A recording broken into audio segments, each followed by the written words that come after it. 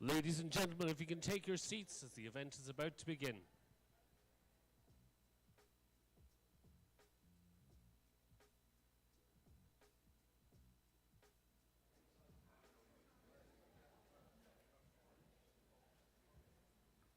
Well, good morning, everyone, and welcome back to Farmley, this a wonderful building for the second day of the Euro-American Forum on Cancer.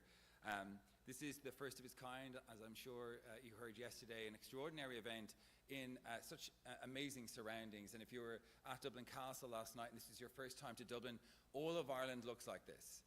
It's just castles everywhere. We all live in castles. My name is Jonathan McCrae. I am a science journalist and broadcaster here, and I'm delighted to be the Master of Ceremonies today. I was watching yesterday, and you were in Dublin, where every street has a story and every lane has a legend. And I was really struck by the incredible stories we heard yesterday, stories of perseverance, of inspiration, of stubbornness, and of immense courage. And I am I'm really greatly proud to be here and see so many of you here back again to learn. There was so much enthusiasm and energy in the room yesterday. But I would say this is an opportunity for you all today to take what we have here and bring it further. It's a celebration, yes, of where we've gotten today and all the amazing work that's brought you together to this point, but it's also a way to pave the way forward for accelerating this progress that we have to deliver for patients with cancer. And so during the breaks, say hello to someone new. I met Julia, who works with data registries over the UK and is trying to get us into the next century in terms of data registries here in Ireland. I met people who involved in Choirs for Cancer last night. Make new friends and bring the learnings that you hear today with you back, and let's continue on this journey. So let's start, shall we? I'd like to introduce the co-chairs of today's forum. Mark Lawler from the European Cancer Organisation, Special Network Co-Chair, Professor of Digital Health at Queen's University of Belfast, and co-lead of ACRI, the All-Ireland Cancer Research Institute, and Julie Graylow, who is Chief Medical Officer and Executive Vice President of the American Society for Clinical Oncology. Mark and Julie.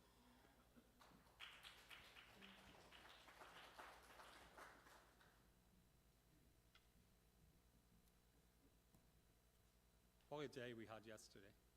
It was just a fantastic day in terms of just the discussions, the interaction, the buzz in the room, the buzz in the coffee area.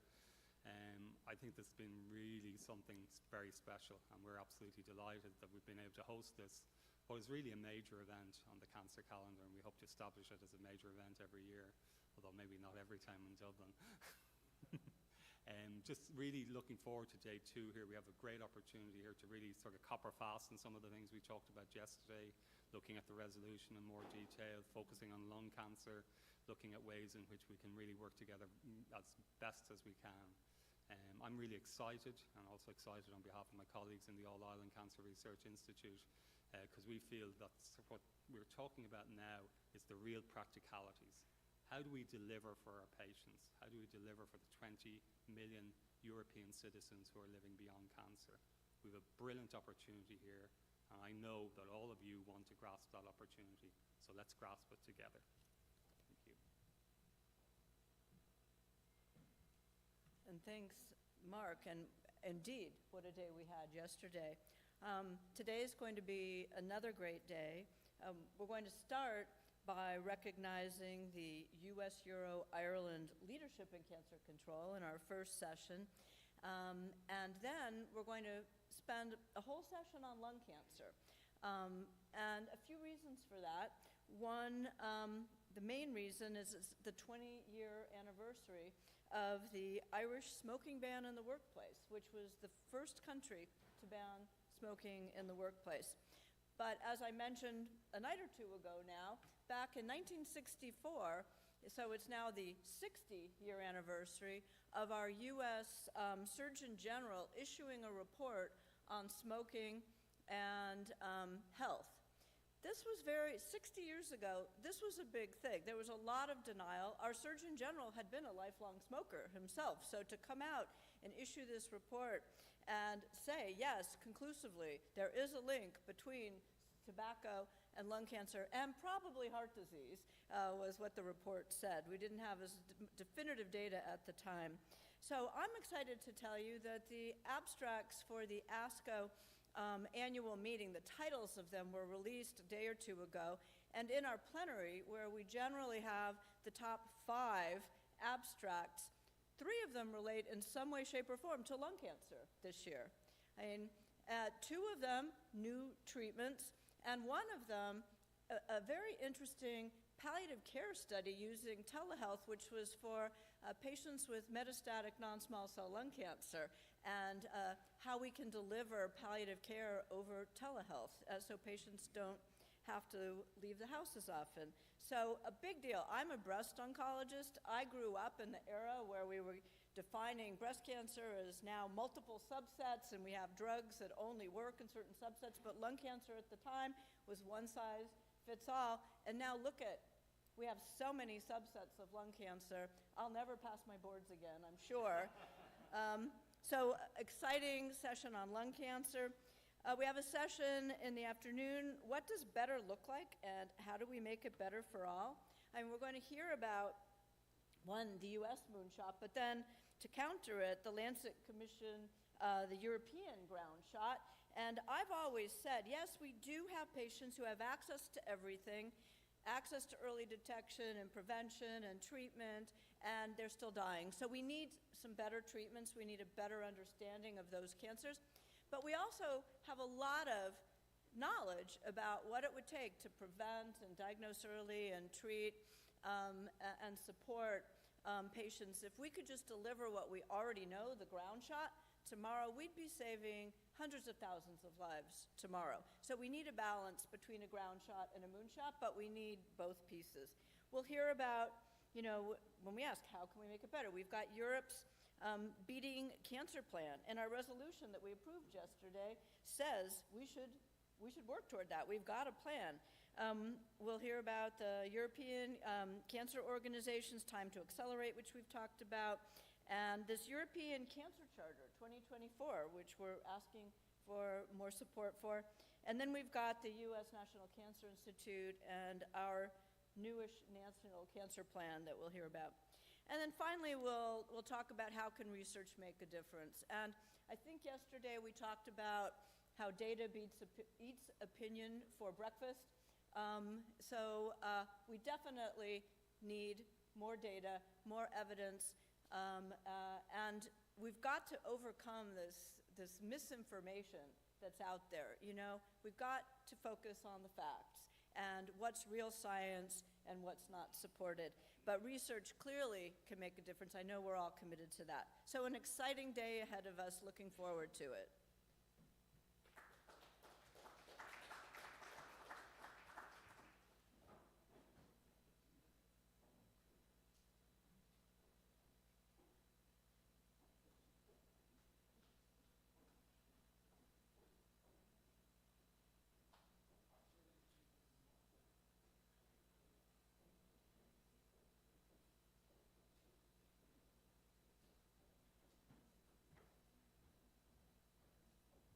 Apologies, I'm running away with myself. Just want to really, unfortunately, Minister Swan couldn't make it in person, but he's recorded this video really to highlight his support for this initiative. And I'm really delighted that Robin Swan is able to really give his highlighting some of the areas where he feels that we can really make a difference both in Northern Ireland and across the islands of Ireland. So if we can play this video, please. Morning everyone, and thank you for inviting me to speak at this event today, which celebrates the 25th anniversary of the Northern Ireland US National Cancer Consortium. This partnership has delivered enormous benefits for cancer patients right across our island. The Northern Ireland Cancer Strategy seeks to effect transformational change to the way in which cancer is managed. That includes recognising the opportunities for collaboration across the island, actually to deliver better cancer care, better research and innovation. A shared approach is particularly important for cancers which require specialist treatment that cannot be delivered solely in Northern Ireland, or in those rare cancers where clinicians have access to a larger population to develop and maintain the expertise actually to treat patients. Clinical trials and research are another area where an all-island approach may lead to or improved outcomes for patients. Cancer research is an integral part of a Northern Ireland cancer strategy, and I'm keen to look at ways to support cancer research, both in Northern Ireland and on this island as a whole. And it was for that reason I welcomed the establishment of the All-Ireland Cancer Consortium Research and Innovation Grant Scheme. It will provide vital funds to support cancer research and innovation to institutions across the island of Ireland. I also commend the All-Ireland Cancer Research Institute for what it has done to bring together universities across this island in the fight against cancer. There needs to be a greater emphasis on preventing those cancers that are avoidable. And new technologies, medicines and techniques provide opportunities to improve cancer survival rates and the quality of life for cancer patients. And we must grasp those opportunities. Cancer screening programs and the development of rapid diagnosis centres also ensures that patients with cancers can be diagnosed earlier, leading to better outcomes. My vision is to ensure that everyone in Northern Ireland, where they live, has equitable and timely access to the most effective evidence-based referral, diagnosis, treatment, support and person-centred care. So thank you all for the work that you do, and I wish you well in your discussions today. Thank you very much to Mr. Swan for that address and giving us his time in it. Now for a short memorial piece to show our eternal respect and thanks for scientists of both past and present for sharing their knowledge, skills, ingenuity and persistence with the world. I'd like to introduce Mike Morrissey. He's Chief Executive of the European Cancer Organization, President of the European Society of Association Executives and Executive Director of the European Cancer Community Foundation, to the stage to introduce a video. Mike.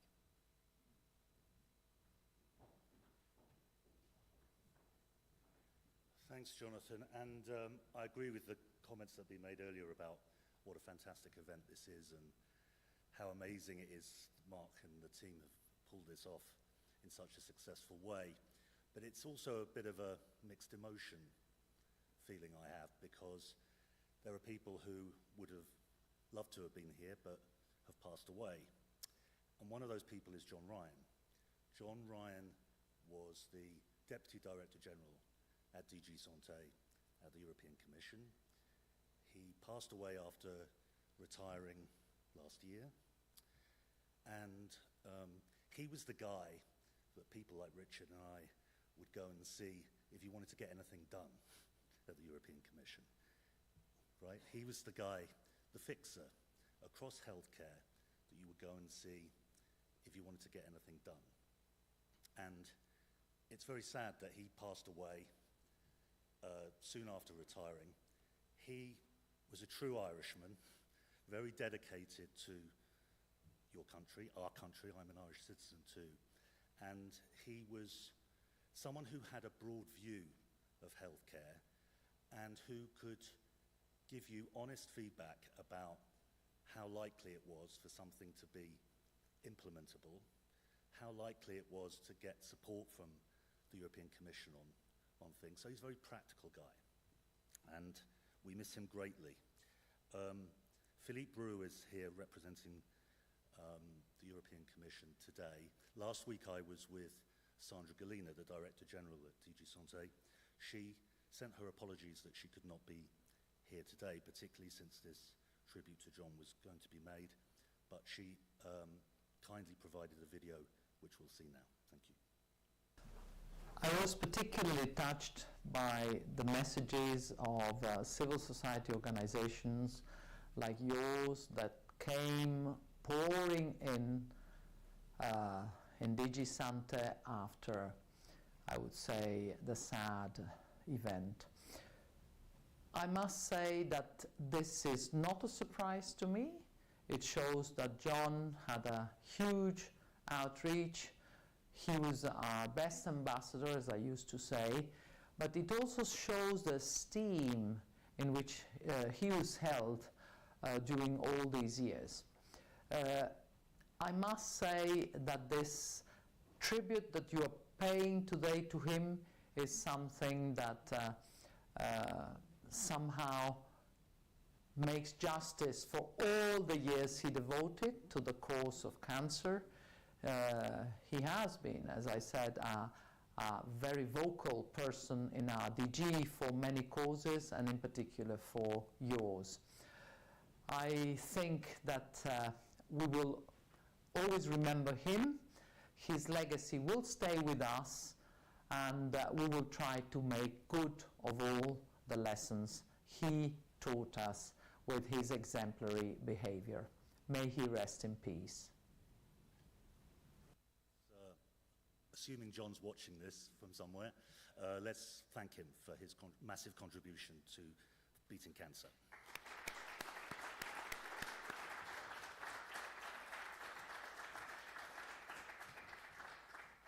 Thank you very much, Mike. I'd like now to welcome Vincent Guéron. He's the French ambassador to Ireland to the stage to give a tribute to Véronique Trillet-Lenoir.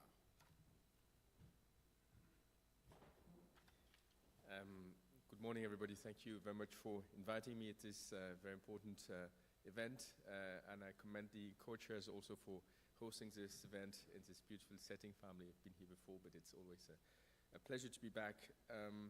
I'm indeed honored and humbled to address this assembly to speak in memoriam of Professor Véronique Trillet-Lenoir, who passed away in August last year. Some of you may know her, may have known her. She was a university professor, a physicist, oncologist. She had studied in Lyon, the French second largest city, had also spent some time in Texas, in Houston at the MD Anderson Center, Cancer Center.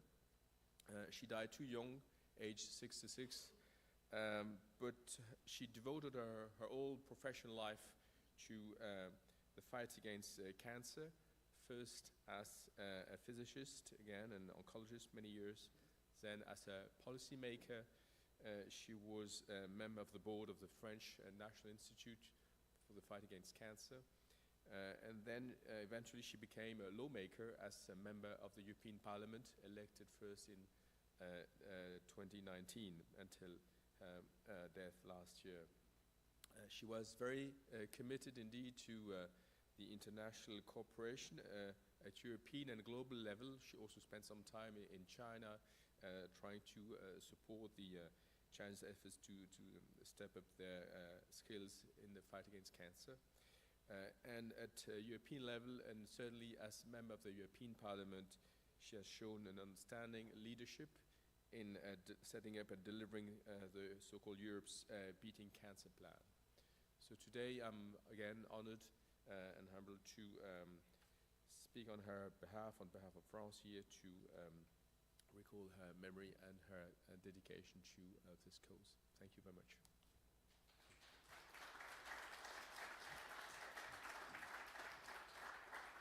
Thank you very much, Monsieur Guéron. Please welcome now to the stage Mary Coffey from Trinity College Dublin and the European Society for Radiotherapy and Oncology, ESTRO, to the stage. She will deliver a memoriam for Norman Cohen.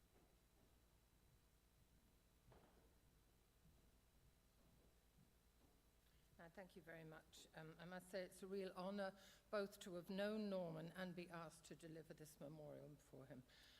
The last time he was in Ireland was very sadly when he came to say goodbye to his friend and colleague Donal Hollywood, who was also a key member of the All-Ireland American Consortium and the development of radiotherapy in Ireland. Norman, I think it was fair to say, was a real giant in scientific research and clinical innovation in cancer management, and in particular in radiation oncology. And he received many accolades.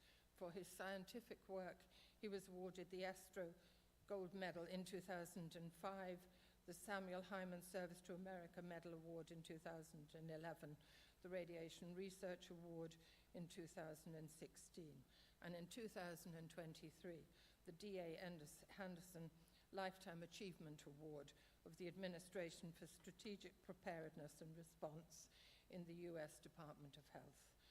He was the Associate Director of the Radiation Research Program at the NCI, a senior investigator in the Radiation Oncology branch in the Cancer for Center Research at the NIH. He was also, interestingly, a champion Ironman and had just been qualified for the New Zealand World Championships just before he died. But I think for me, today, it's his work with the underprivileged and as a leading voice within the global community to improve access to radiation therapy that I think I would really like to remember him for. He was the founder of the International Expert Corps, which was a non-profit organization that he created to provide mentorship to cancer professionals in low and middle income countries to help to develop their services and to provide education and really high-level practice. And for that he also received several awards. But I think in the Irish context, we really are eternally grateful to Norman for his initial input and ongoing support for the All-Ireland Cancer Consortium. And his aim was to improve cancer programs in Ireland and Northern Ireland, to try to reduce the incidence and mortality of cancer on the island. And at that stage we had a very bad system of radiotherapy with some of the poorest outcomes and virtually no equipment. I mean, I think we had 3 machines in the country, so we were very third world at that point. And this vision, led by Donal and Paddy Johnson and Norman, really included stimulating research, education and training, but really on providing an excellent clinical service to our cancer patients. We were looking at a greater understanding and also greater collaboration. I mean, we're a very small island, really, hanging off Europe, and it was really important that we look outward. And he introduced, through the NIH, the telesynergy, which was really revolutionary, both giving access to cancer patients across the country to prevent them from having to travel for treatment or for consultation, but also we created links with America, with the King Hussein Center in Jordan, and it was a really collaborative move. And I know, because I'd often spoke to him at ESTRO afterwards, that he really shared our sense of pride in what we'd achieved over that period. And, you know, the consortium has trained over 350 scientists, physicians, other health professionals, offered us wonderful opportunities. And I think we have really achieved something. And having worked with Norman and Donal and members of the team in the radiotherapy developments, I really remember him as a very kind and thoughtful professional. He was a very gentle person. And I watched his recent memorial online, and there were 4 quotes that struck me as really summing up the Norman that I knew. He brought out the best in everyone he touched. He was principled and concerned for the people he served and not for personal recognition. He was above all a humanitarian and an eternal friend to progress. He was described as a gentle and caring physician, an exceptional physician-scientist, a humanitarian. And I think these were the skills that were instrumental in bringing Ireland to where it is today. And I think for that we will always be eternally grateful. And I hope that he and Donal are looking down at us now and smiling and wallowing as well in our achievements. So thank you very much.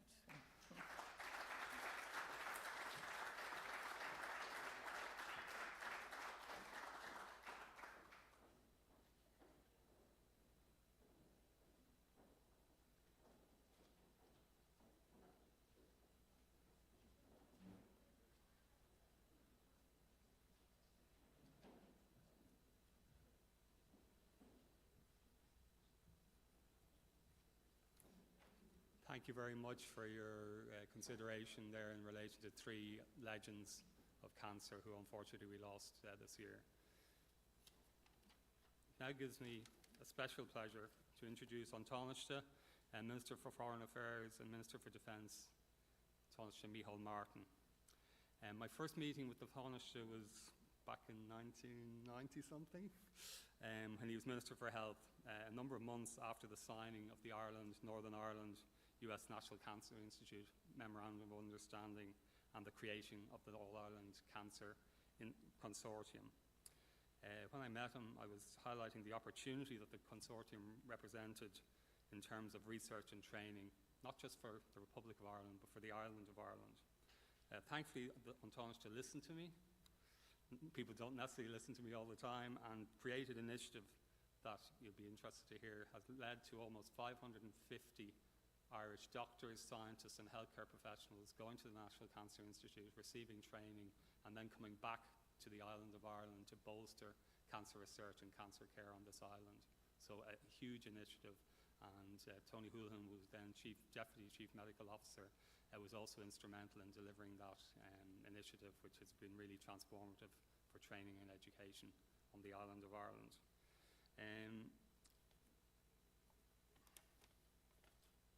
I would also like to thank him for his foresight in creating the North-South Research Programme, through which All Ireland Cancer Research Institute researchers have been funded in major programmes in precision medicine, in digital health, and in liquid biopsies. I'm Tánaiste, delighted to welcome you to the stage.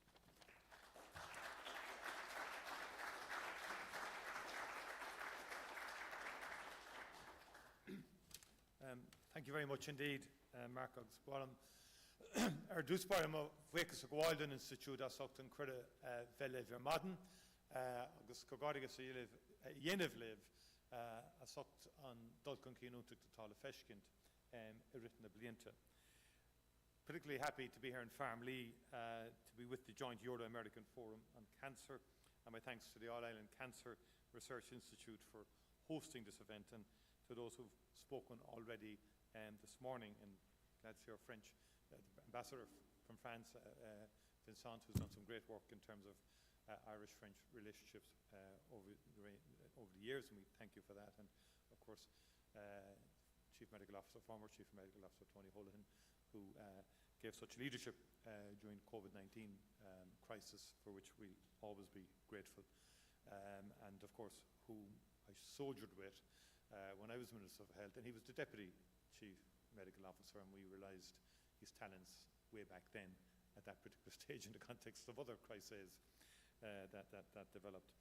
Could I just say, from my perspective, and the importance of the Institute and the context of collaboration, that the strategic approach has been the key differentiator, I think, in terms of modern cancer care in Ireland. The idea of the national strategy, and I see Professor Nada Higgins is here and others, this was new back in the late 90s, to take a more strategic approach. It seems obvious now, but if you look at the two big killers in Ireland back in the 90s and for decades before that, it was heart disease and cancer. And there were very sporadic or ad hoc kind of approaches, and there wasn't a national strategic framework, to put it in my view bluntly. And from the late 90s onwards, we developed that national strategic focus in terms of how do we develop proper cancer care. And the outcome has been significant. And you can look at all the benchmarking, the international benchmarking. Ireland has improved significantly on many metrics in terms of cancer survival, in terms of both prevention, diagnosis, treatment, and then survivorship and quality of life metrics. And in the early years, that took a lot of difficulty, for example, in terms of the consolidation of services and the centres of excellence, or having proper cancer centres in tertiary hospitals. There was a lot of political opposition to that up and down the country. But we managed, and I think in some respects, the creation of a national, the HSE, with all its faults and criticisms, was actually important in bedding down and embedding the concept of national approaches to key areas like cancer, like heart, stroke, and others, which enable us over time, and particularly the clinical community, to, if you like, penetrate the political community and more widely society around the idea that this will work. And those challenges are always there in health, between the intersection of politics, research, and clinical excellence. And the challenge is to navigate it and to try and work with people and bring people with you. I'll always remember former Minister of Finance Charlie McCreevy saying to me one day, the most effective way to keep a unit open or a hospital open is to announce that you're going to close it. And it was a very politically wise observation.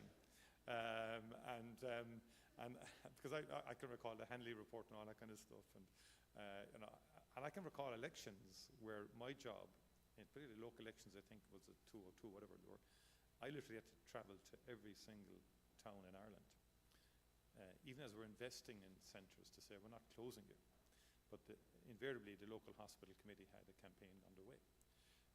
And that could be Tralee, it could be Drogheda, it could be whatever, Dundalk, whatever, Nina, the whole, and this was the scene. And so we've come a long way. I just want to make that point about this, the importance of national strategic approaches. And obviously they have to be resourced and they have to be funded. The most recent strategy, about cumulative 300 million has been allocated since 2017. There will be need for more. We need more advocacy, no issues around that.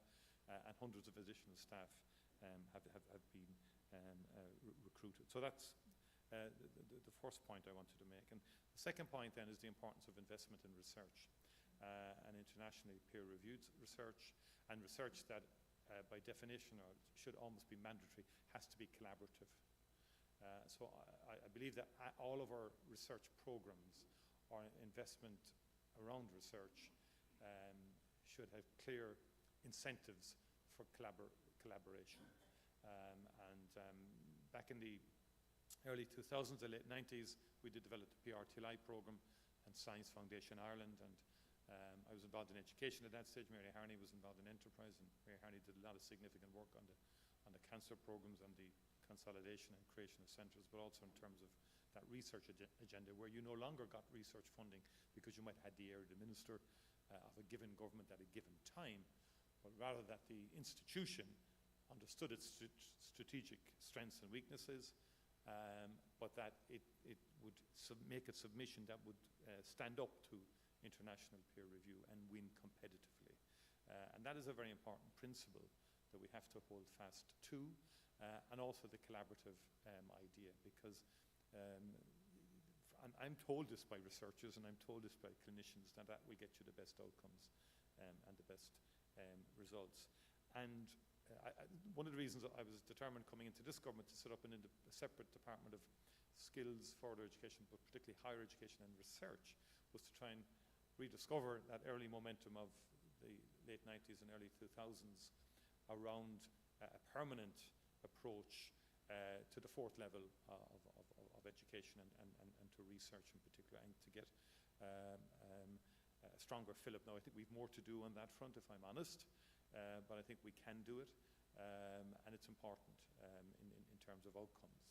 And a parallel with that, and Mark mentioned some of the research underway at the moment, we have developed a Shared Island Initiative, which I think opens up opportunities, and I have to be careful when I say this because I'm opening up new potential bills for government as well and so on like that. But I do think the All-Ireland Cancer Institute should look at Shared Island maybe on a more mega project, or sort of working collaboratively with the institutions in the north and potentially east-west with our UK colleagues, which we've done some bit of work in terms of research centres east-west. The more general two research centres are going to be established. That's not in the cancer area, but I'm saying specifically in the cancer area, the Shared Island programme is there in terms of utilisation for a comprehensive sort of research programme on cancer over time, which I think people would be receptive to. And there has been some, within the 40 million that's been allocated already to research projects under Shared Island, some of them relate to cancer. As you say, liquid biopsies, I think, is one in particular.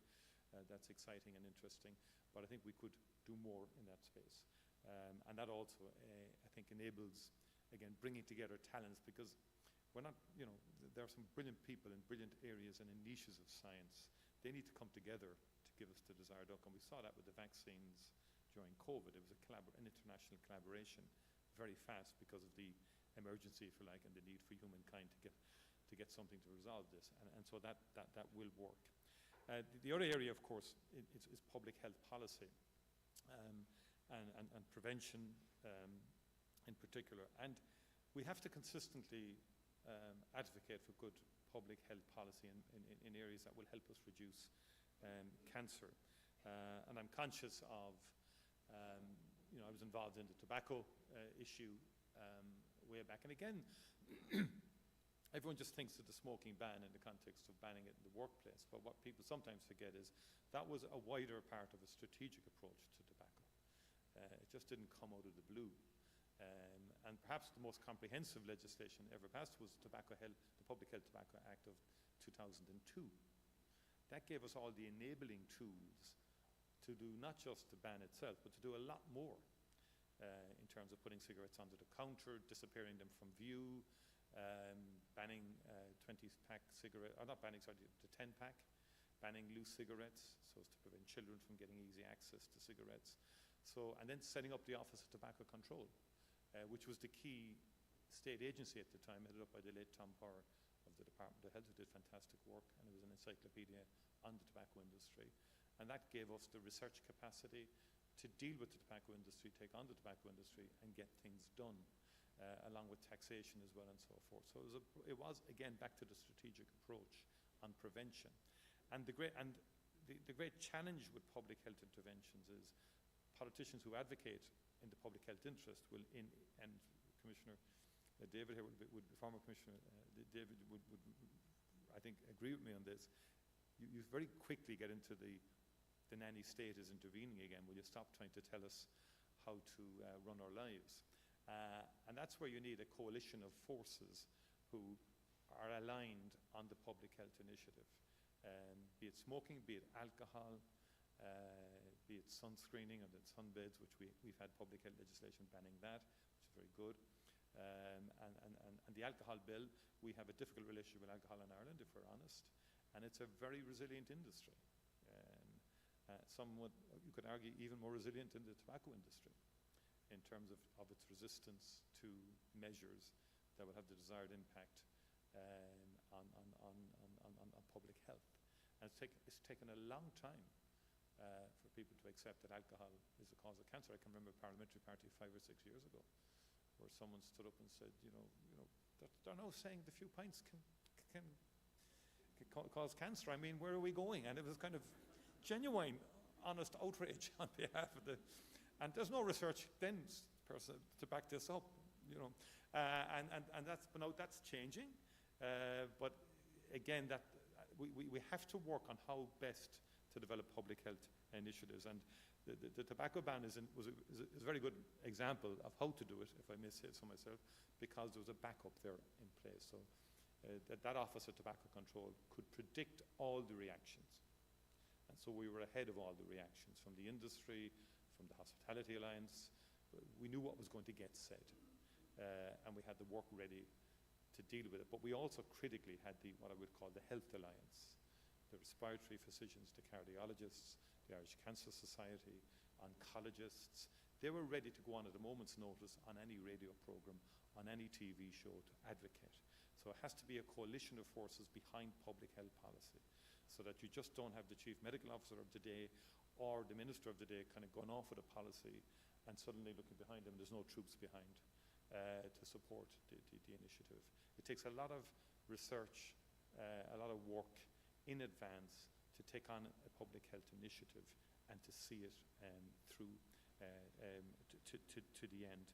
But we do need more of it, because anything I've looked at, and when I was a Minister of Health, I always looked at, stand back from the if you like, the emergency situation and all that. Stand back. What's killing people? Why are people? You should take motor accidents. We developed a very positive view on road accidents back in the 90s. Noel Dempsey was Minister at the time. He was pilloried across rural Ireland for reducing drink driving and all sorts of measures, and he was going to kill rural Ireland, but got through it, and the deaths came way down. Now we have challenges again on that front, but my point being that we do need, on that public health side, to reinvigorate ourselves in terms of this is good, this will reduce burdens on the healthcare system and enable lifespan and good quality of life as well. Our survival rates are improving all of the time, and I think the National Cancer Control Programme, I think, we have to say to people from time to time, things are improving. And it's always the balance, I discussed this with Richard earlier, between good advocacy and sort of depressing people with saying nothing is changing, and that's important, because we must give people hope. And you have to say to people, actually, the last 20 years, Ireland has had very significant improvements in esophageal cancer survival rates and lung cancer survival rates and others. And that we can continue this if we stick with what we've been doing, but also develop new policies and new approaches. And I think we need to support patient organisations more. I was delighted in the recent budget, the Minister, and I was involved in advocating for this, allocated 3 million to many of the cancer support organisations across the country, non-governmental, but they're very important, the ARCs of this world, and they have various different names across the country, but they give invaluable support on the psychosocial side, but also therapies that socialise, if you like, cancer amongst families and amongst communities, and give great, great support to people and families who have a cancer diagnosis. And I think that and you've worked very hard, the cancer community in Ireland have worked very hard to bring patients into it, but it's very, very important in terms of enabling families to have that access and have those resources in terms of the patient and in terms of the quality of life issues, which are extremely important. Could I finally say that I mentioned earlier the tobacco and so on like that, and it was Jeffrey Wigand, I think, described that the tobacco industry was in the nicotine delivery business, and he said that back in 1995. And I've been genuinely appalled with how the vaping industry has taken off around the world. I've described it as the revenge of the tobacco industry. It's the same playbook. It's the same targeting of children and young people. And if you go into a shop or whatever, the whole idea of flavorings, the numbers of different products right alongside the sweets again. It's almost like we're back in 20s, 30s, 40s and 50s with cigarettes to get young people hooked, and you have them hooked for life, given the addictive nature of nicotine. And now we have a new product which is nicotine, but it's in the form of vapes. And it is doing damage, and I was at the Royal College of Physicians last week with Dr. Fauci. It was a great honour to meet him. And I was at the dinner table with him, and I asked him about the vaping and so on. He was emphatic. He said the evidence is there, the research's base is there. And again, from a public policy point of view, how some of these products get on the shelves without any quality control or any sort of investigation as to the content of these products, because I think they're consumer products, someone said to me. And I've been working hard on this to say this shouldn't be. I mean, the food industry has a lot of regulation. A lot of industries have a lot of regulation, and this vaping comes on the markets, on shelves everywhere, and is doing a lot of damage to young people in particular. Now, we have legislation here, we've passed it to ban it for under 18. There's further consultation out there now in terms of the flavourings and so on like that. And I think we need to do much, much more to deal with this scourge, the vaping issue, which is damaging public health. And I think that's the next campaign, in my view, that we collectively must really work on and to sort out. Can I say finally that this forum is very valuable. I'm delighted that we have both a European and American dimension, the Institutes of Public Health, and I had many, many good interactions back in the early 2000s. I think it's been a wonderful relationship, and President Biden, I think, has given great leadership on cancer. And he's put it up there to eliminate cancer. And that in itself galvanizes the resources and the thinking of society behind such an ambitious agenda. So we want to be working with our colleagues and partners in the US and, of course, across the European Union in terms of this agenda in particular. And I'm delighted to have had the opportunity to be here this morning to witness that collaboration and to wish you continued success into the future, and also to assure you of continued government support. Thank you very much indeed.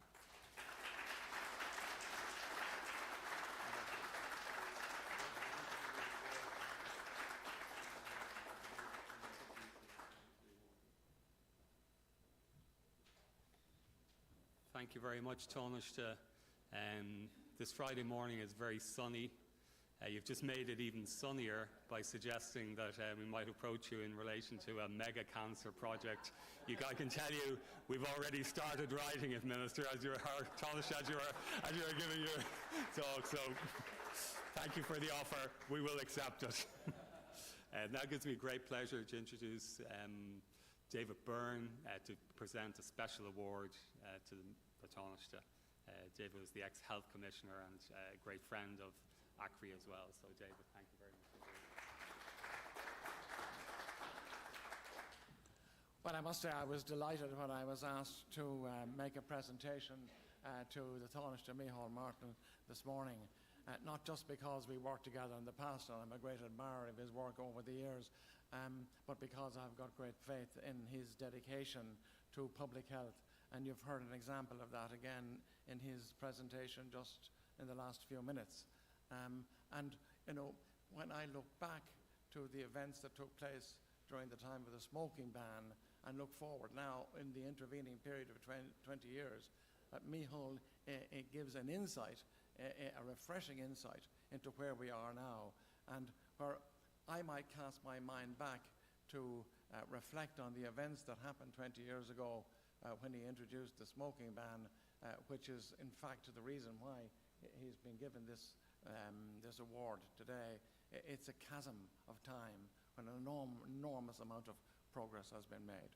But my reflecting back when I had been asked to make this presentation, I remembered, of course, being in government with Micheál, and that was the government at the end of the 1990s that actually negotiated and signed the Good Friday Agreement. And I just looked at it again to refresh my memory, and I find specific references contained in that in relation to cancer research, tobacco control, and the need to do that on a north-south basis as common policies between the two entities, north and south.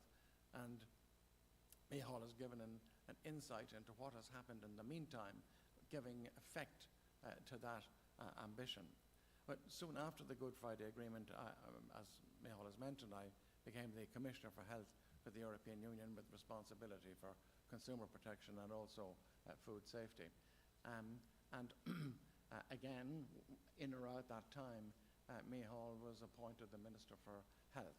Now, part of that, what comes with that, of course, is also membership of the Ministerial, the Health Ministerial Council in Brussels that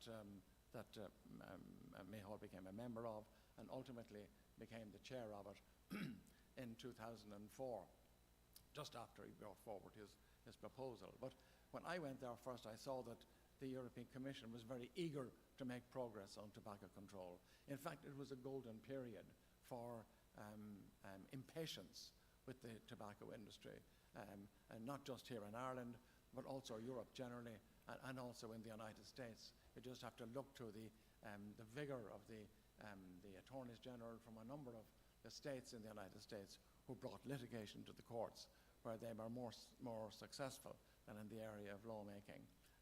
So it was ready for progress.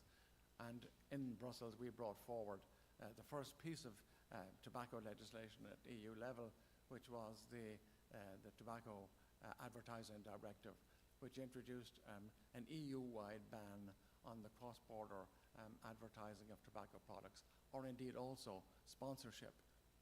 That sponsorship ban included the Olympics, Formula One motor racing.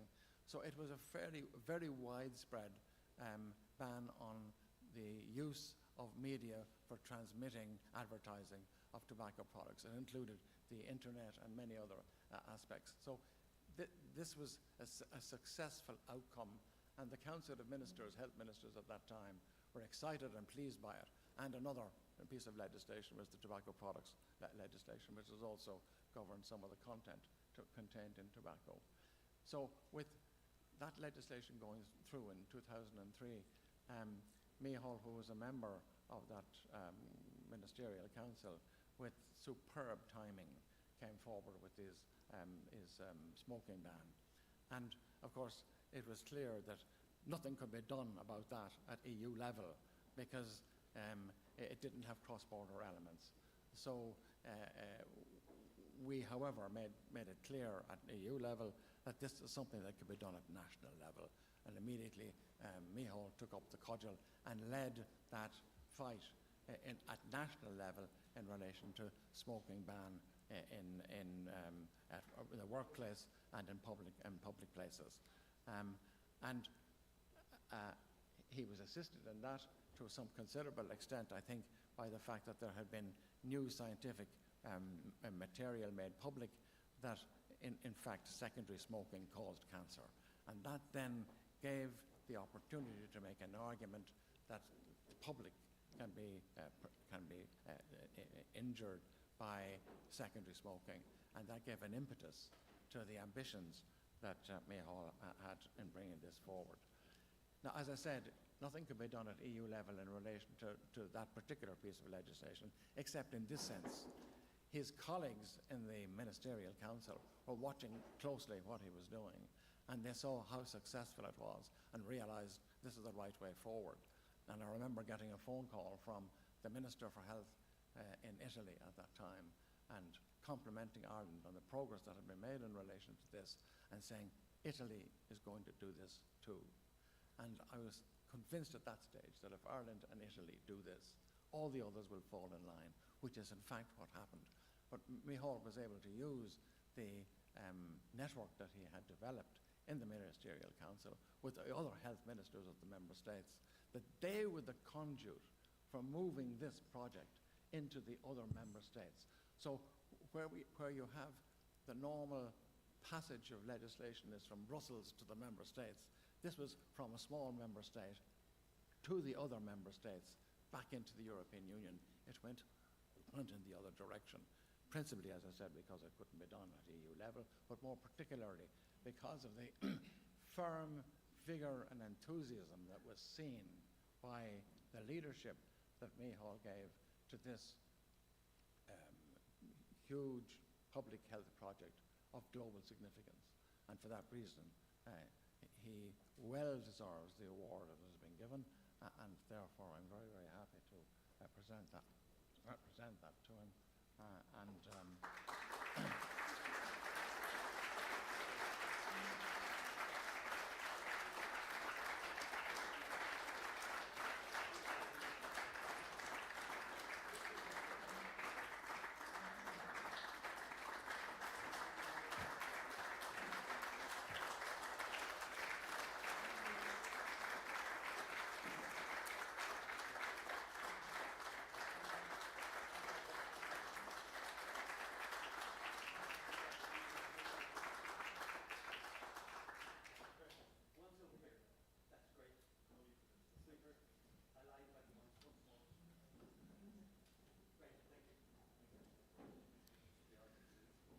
Thank you very much, David, and thank you very much, Antóniste.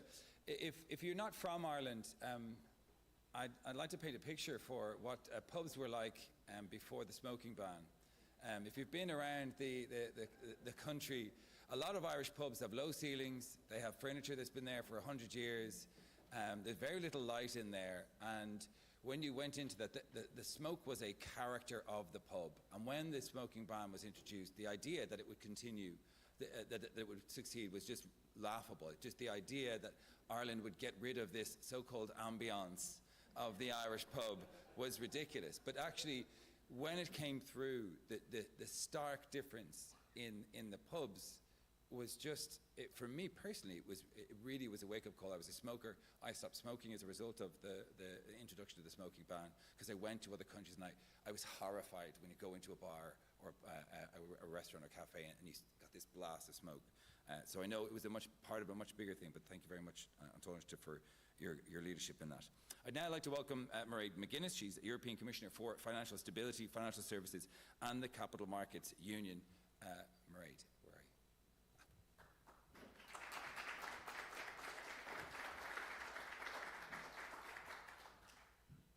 Good morning, everyone. I have to reflect, Tánaiste, on your amazing work on the smoking ban. Excuse my sinuses are a little bit troubling me. But I remember it particularly because it was my first election to the European Parliament. We had local and European elections, and there was a lot of people smoking on cigarettes outside pubs and giving out socks, and it wasn't going to happen, and it did. And I think that is a sign that sometimes strong leadership against like a barricade of people saying no works, and 20 years is a long time. We used to, you forgot the bit about the real ambience, was that you went home and you smelt like a packet of cigarettes. And it was in your hair, and it was just everywhere. So I'm delighted to see the Taoiseach's work acknowledged here this morning. And I also was really interested listening to you. The good news is that we are seeing survival rates in this cancer area improving. And I think we're doing that through collaboration, which is absolutely key. So delighted to be here. And I suppose you're all aware of the European Union's cancer beating plan, which was launched just 3 years ago, led by my colleague Stella Kyriakides, Commissioner for Health. And she's a passionate supporter, obviously, of this. And we've had a wonderful choir visit us twice in the European Parliament, where really lifted the spirits, the Irish voices, the women who came to sing at various conferences. And I think that coming together helps everybody, those who are involved at the medical end and those that are involved in being at the patient end. But I also want to pay particular tribute this morning to Commissioner Kyriakides' predecessor in the role, David Byrne, because really you had a very strong role, David, in Europe's fight against cancer. You laid the foundations of this work when you were the first EU Commissioner for Health and Consumer Protection from 1999 to 2004. Now I want to move to why I'm here. Why as a Financial Services Commissioner who doesn't know much about health and is slightly not in good health this morning, but why am I talking about cancer? And you know, there is a financial aspect to cancer and indeed Europe's Beating Cancer plan. And I want to focus my remarks on the need to ensure access to financial services for cancer survivors. We do think of cancer as a health issue, which of course it is, but it can also impact individuals and families when it comes to accessing financial products like mortgage protection policies. Financial inclusion requires that everybody should be able to access appropriate financial products. But we know that cancer survivors too often face financial exclusion. And again, a cancer diagnosis brings so many challenges, of course health implications, and many worries too about what it means for family, jobs, career, and also what does it mean for your financial situation. And I think as policymakers, with the leadership of policymakers in the audience today, it is our responsibility to do what we can to make sure cancer patients and survivors can focus on what's important, their health and their family.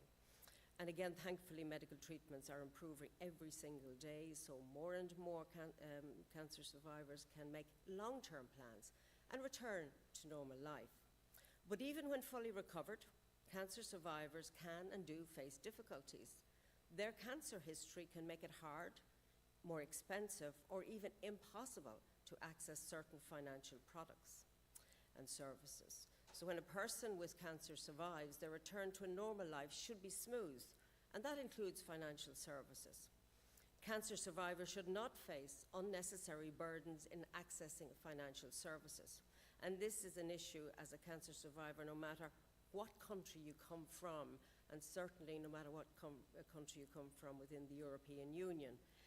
But I know we have representatives from across Europe at this important event, from Northern Ireland and the United States. So we know that this is an issue.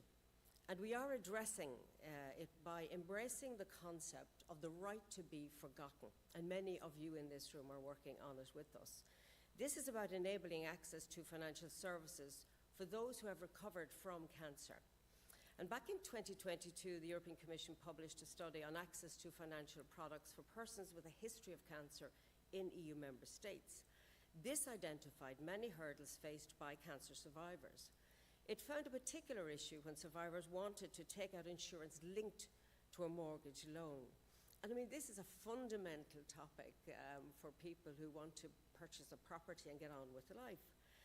And last year we launched in the Commission a little bit more research. We wanted to develop a deeper understanding of the situation right across the European Union, because we know that some member states are addressing this issue. Particularly 11 EU countries have now put in place mechanisms to give cancer survivors the right to be forgotten. 8 member states have brought in legislation, and 3 member states in the form of a code of conduct. and that includes here in Ireland, where a voluntary code of conduct was introduced last year. So in 11 member states, after a certain period, insurers must not use information on a previous cancer diagnosis to underwrite policies or determine individual premiums. The mechanisms differ in their details, and this is often down to national differences and nuances. Some of these mechanisms have only very recently been introduced, as I said, here in Ireland. Others have existed longer and shown their value. And they have evolved over time to provide additional support for cancer survivors. But here's the big but, which is unacceptable in the European Union. 16 member states have no mechanism at all. And this is a problem.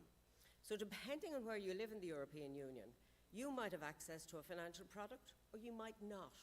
So there is no level playing field here.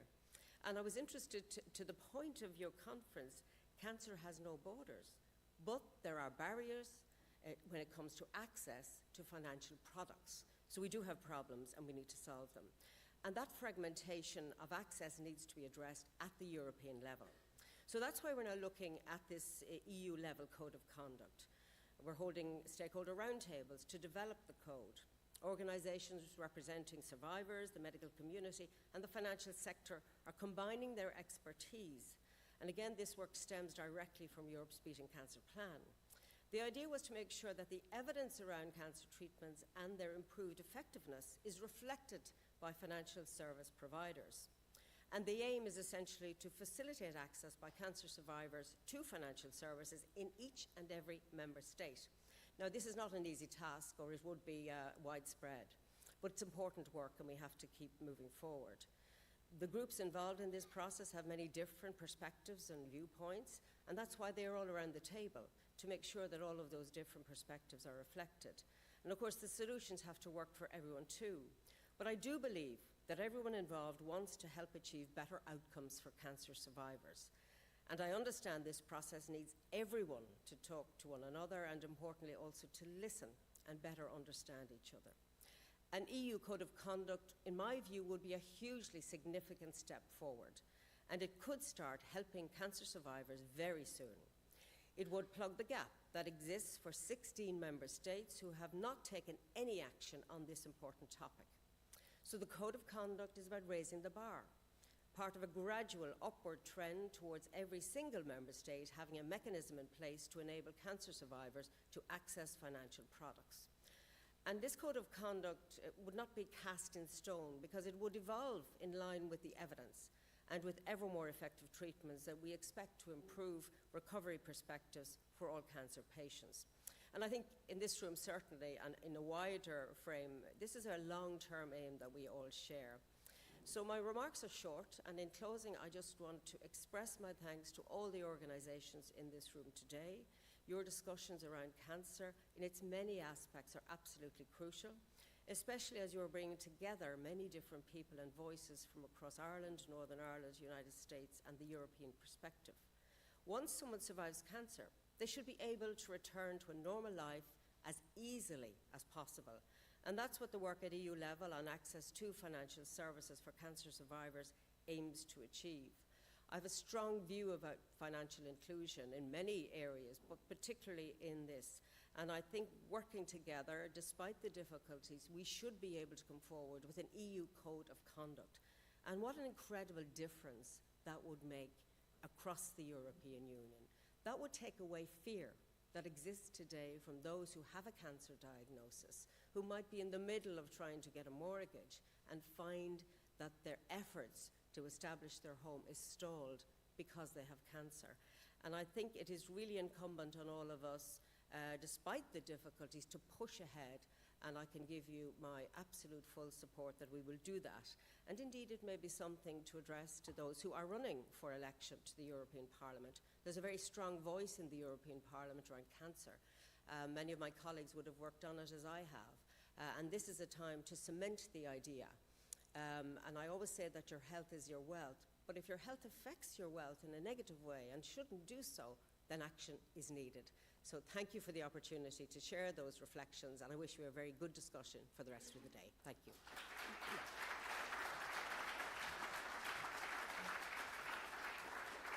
Thank you so much. Thank you so much, Commissioner, for joining us, and it's good to see you again. We are, if you've had an eye on the programme, we are midway through this session of recognising Europe and US Ireland leadership in cancer control. And to continue the session, I'd like to welcome the chairs for this particular session. They are Tony Holohan, he's a Professor of Public Health at University College Dublin, and alongside him Professor Tracy Robson, Head of the School of Pharmacy and Biomolecular Sciences at the Royal College of Surgeons in Ireland, and President of the Irish Association for Cancer Research.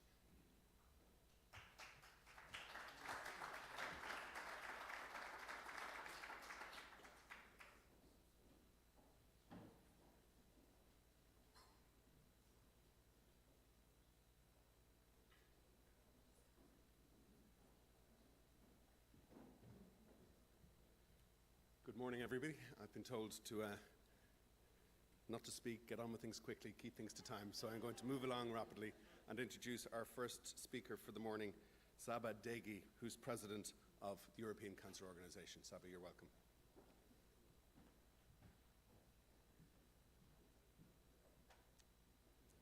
Good morning, everyone. Commissioner, you just mentioned collaboration, and I think this is the element of everything, and we started this morning in a very special way, and I am going to continue with a very special and short announcement.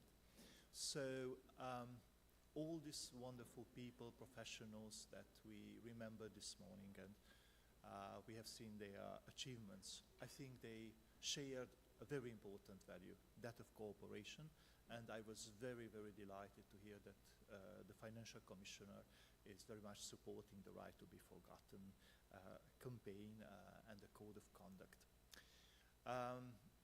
Regarding collaboration, the European Cancer Organization has very close ties with ASCO, with WHO, with COSA. So this is something that we already do, but we want to move a little bit farther, to move theory into practice, from words to facts and acts, actually. So I'm delighted this morning to announce that we are launching a new committee. It's an international committee of the European Cancer Organization. And actually, this is for enhancing our wonderful global partnership that we started. And enhancing also means that we will have this playground, if you wish, to maintain our relation and to thrive together and to do our mission together.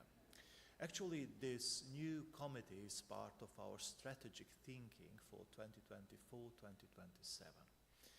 And here you can see some of our very esteemed members of the committee, and we are broadening it up, of course, to have quite a functional international committee on behalf of the European Cancer Organization. And as Mark is just watching this wonderful slide, you can see that he is also one of the members of this international committee, so thank you very much, Mark. I will conclude this very short and special launch with a quote from Henry Ford, which says, "Coming together is a beginning." That's true. Keeping together is progress, and working together is success.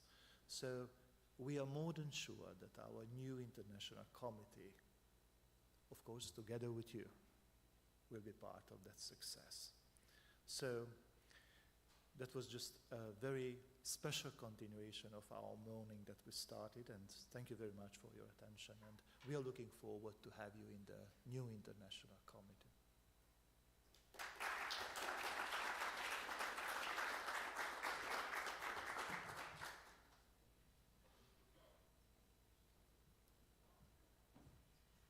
So we're now moving on to the launch of Cancer Knows No Borders, an all-Ireland blueprint for cancer research and care. And I'd like to introduce Professor Deirdre Heenan, Professor of Social Policy, Ulster University, and Professor Mark Lawler, who needs no introduction today, I think. Thank you very much, and thank you very much indeed, Zaba. Honoured to serve on the International Committee of ECO. What we want to do is we're just going to present a little bit of data and then just our vision going forward, because it very much aligns with a lot of what's talked about yesterday and today, and we see that it recognises a huge opportunity for the island of Ireland to really drive something special. Okay? So this is a programme that's funded under the Analysing and Researching Ireland North and South, which is called ARANS, and which is a partnership between the University of Notre Dame, particularly the Keough School of Global Health, and the Royal Irish Academy. And Deirdre and myself are proud to lead this. And just to remind you again in relation to the Good Friday Agreement that really drove the development of the Northern Ireland US National Cancer Institute Cancer Consortium. And I think what's particularly important and something that really we want to emphasise is we can do this. We have done this before. We can do it again.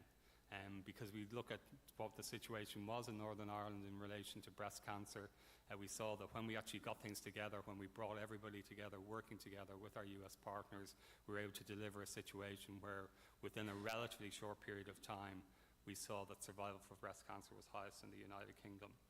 We know that Cancer Knows No Borders, Satish and myself, Satish you would have heard yesterday speaking, he's the Director of the Centre for Global Health at the NCI.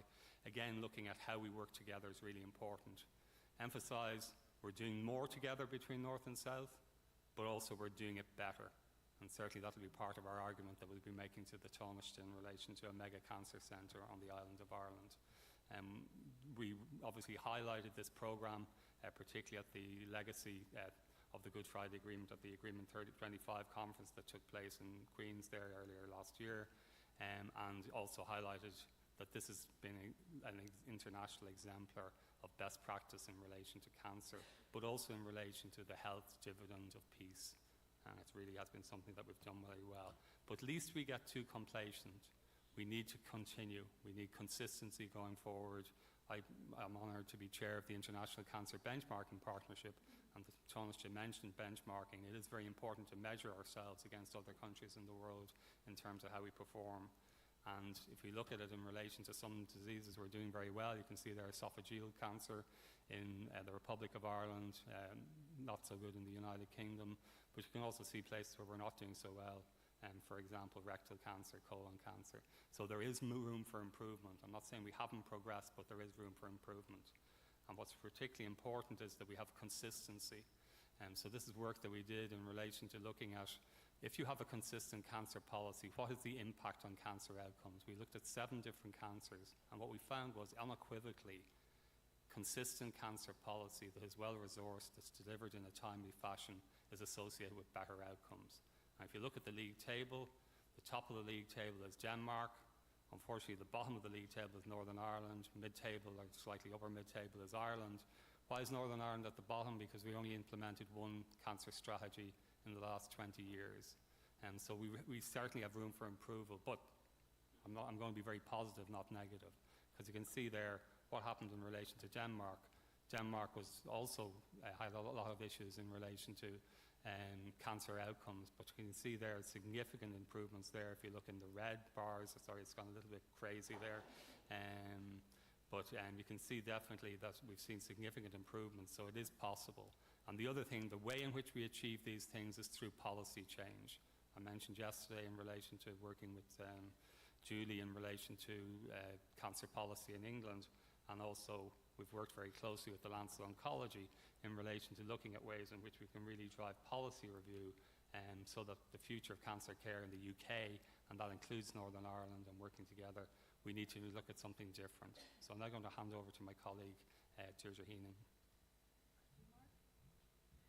Can I just begin by saying what a pleasure it is to be here with an international audience. Jonathan talked about the salubrious surroundings we were in. I have to say, come to the north. We're even more salubrious. We have even more castles. And if you haven't crossed the border, then I urge you to do it. And I'd also like to say that I am really delighted to be working with Mark. Mark needs no introduction here. He's the rock star of cancer research, so I have a lot to live up to here. But I think Mark's message is the message that I want to give. We are determined to be bold and ambitious around this all-island cancer strategy. And the Taoiseach was here, and just to acknowledge his work in the Shared Island Unit, because the Shared Island Unit 2 years ago asked me to do some scoping work on cross-border collaboration on this island. So I did that piece of work for them, and really there were no surprises in it other than we wanted to gather the evidence. That research talked to people working in health north and south, a range of people, academics, clinicians, policymakers. The first thing to say is that there was huge support for working in closer collaboration. People didn't say, why would we? They said, why would we not? On an island of this size, it's about population health, it's about economies of scale, and it's about specialisation. We cannot have everything in every centre. And I say that as someone who's old enough to remember when we had cancer care in 18 different hospitals north of the border. So we accept that we must work together and collaborate. But the second thing that came out of that research was a lack of an overarching strategy. So whilst people said, we want this, we think it's a good idea, they said, where is the strategy? Who is leading this? Because if there isn't a plan, there isn't a policy, there isn't a strategy, then what we will get is tinkering at the margins. We will get very committed individuals driving their projects, but when they leave, what happens? Who's bringing this forward? So we want to see a policy. We don't want to see a situation that we have seen in the north with a mental health strategy and not a mention of a cross-border element, as though it didn't exist. And so we don't want that anymore.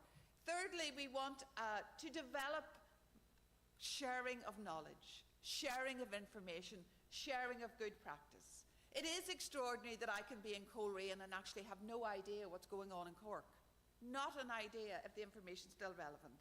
And the last thing has been mentioned many, many times here. Data, the sharing of data, making data accessible to people, but making it developed in such a way that we can have comparisons. We can look at how we're doing. We can have the evidence to say, this works. We need to scale this up. This does not work. Professor Bengoa carried out our most recent review of health and social care in Northern Ireland, and he said Northern Ireland had more pilots than EasyJet. And he was right. We need to stop running things if they don't work and use the evidence to scale up. What I would finish off by saying is cancer care is a necessity. It's not a luxury. We must help to deliver this because of the difference it can make to lives on this island and beyond. And working together, we can achieve it. And in the words of that great philosopher, Bob the Builder, can we fix it? Yes, we can.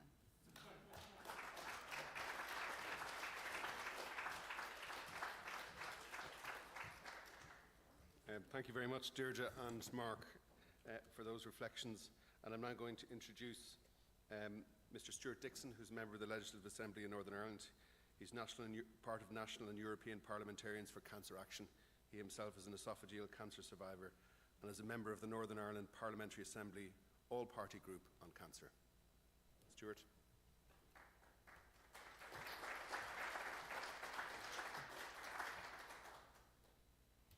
Well, good morning, everybody, and thank you very much. I've only got a few minutes just to, and you've done a really good introduction for me. Yes, my name is Stuart Dixon, and I am a survivor of one of the less survivable cancers. And in part that I think and believe is due to the fact that we no longer have 18 hospitals delivering cancer care in Northern Ireland, but we have the Northern Ireland Cancer Centre in collaboration with the Belfast City Hospital.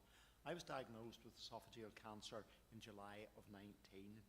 By the end of 19, I had had chemotherapy and I had had major curative surgery. And 5 years on, here I am today. So, that, of course, was a very difficult personal journey to go through. I had been involved in politics most of my active adult life, and I'd just been elected to the Northern Ireland Assembly. I had lots of interests in lots of different campaigns. Cancer hadn't particularly been one of them, but of course, when it hits your life and what happens to you and your family, then of course I did have an increased interest and awareness of what was going on around me. It was a long and slow recovery period, but it worked and I'm here. I'm delighted to say that despite all of the political vagaries of Northern Ireland, we do have a Northern Ireland Assembly which is up, functioning and running at the moment. And it's important for me as a politician there to ensure that we deliver the best health care for our citizens. And I agree with what Professor Heenan has just said about the number of pilots that we have, and we need to turn that into real, genuine action. And we have a cancer strategy today which is sitting gathering dust on the shelf. And it's vitally important that our Health Minister, who you heard earlier on this morning, gets up and gets active and delivers that for patients. As a result of having esophageal cancer, I came across a group of people called OG Cancer NI. We are a small but very active charity, and I am very proud to be a trustee of that organisation. We provide patient, carer and family support. We communicate about esophageal cancer. It's our story. As soon as I was diagnosed, I was approached by a local journalist and asked what was wrong with me and why was I going to be off the scene. And I said, well, I'm going to tell you. A guy called Mark Davenport, who was political correspondent for the BBC in Belfast. And I said, if you want to hear my story, I'll tell it to you. So he brought a film crew, and I did that.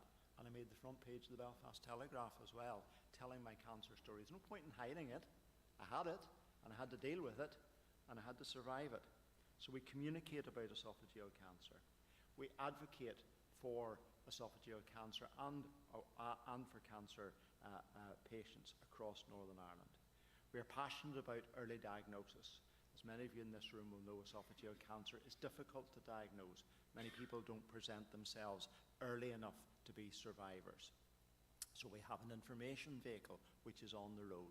One of the classic areas of people that suffer from esophageal cancer are men in their mid to late 50s, although that is not specifically that group, but it is a major target group. So we have a vehicle that's on the road. We go to agricultural shows and events right across Northern Ireland to allow people to get lots of information about it. And our campaign slogan is quite simply, catch it early. So, as a consequence of all of that, I then was approached to join the European Cancer Organisation in the parliamentarian group, and I'm very pleased to be able to contribute to the work which they're doing, and I believe passionately that we're only going to solve and work together if we can do that on a European and international wide basis. So thank you very much for listening to me this morning for my journey and my story. I'll happily stay for most of the day and will engage with anybody who wants to have a conversation. Thank you very much.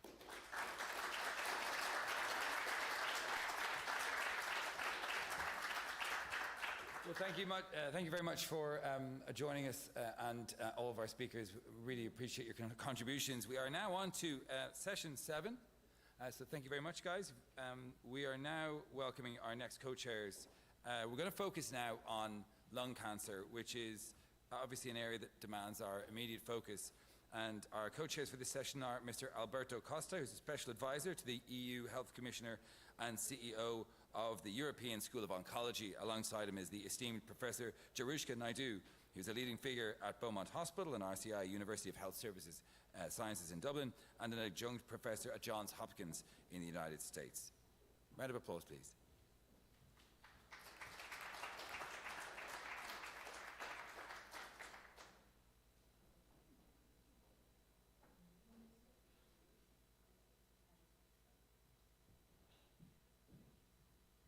Good morning, everybody, and thank you for being here at this very important event.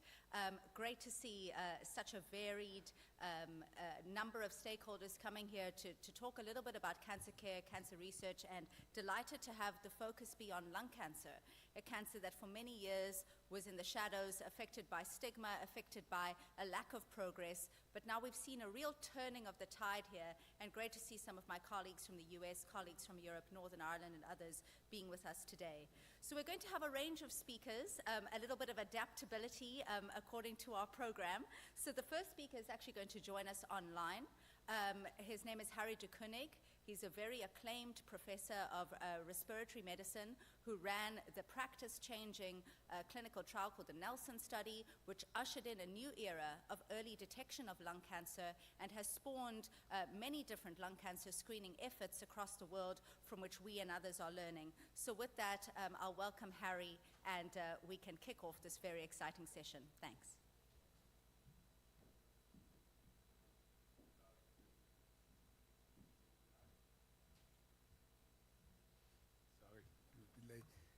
Did you call him? Yeah? Harry, are you? Yeah? And he can? Okay.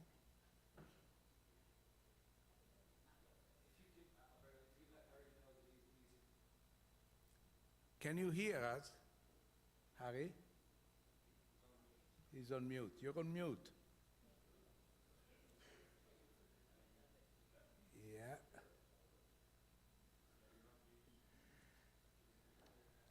Harry, if you can just unmute yourself. You have to unmute.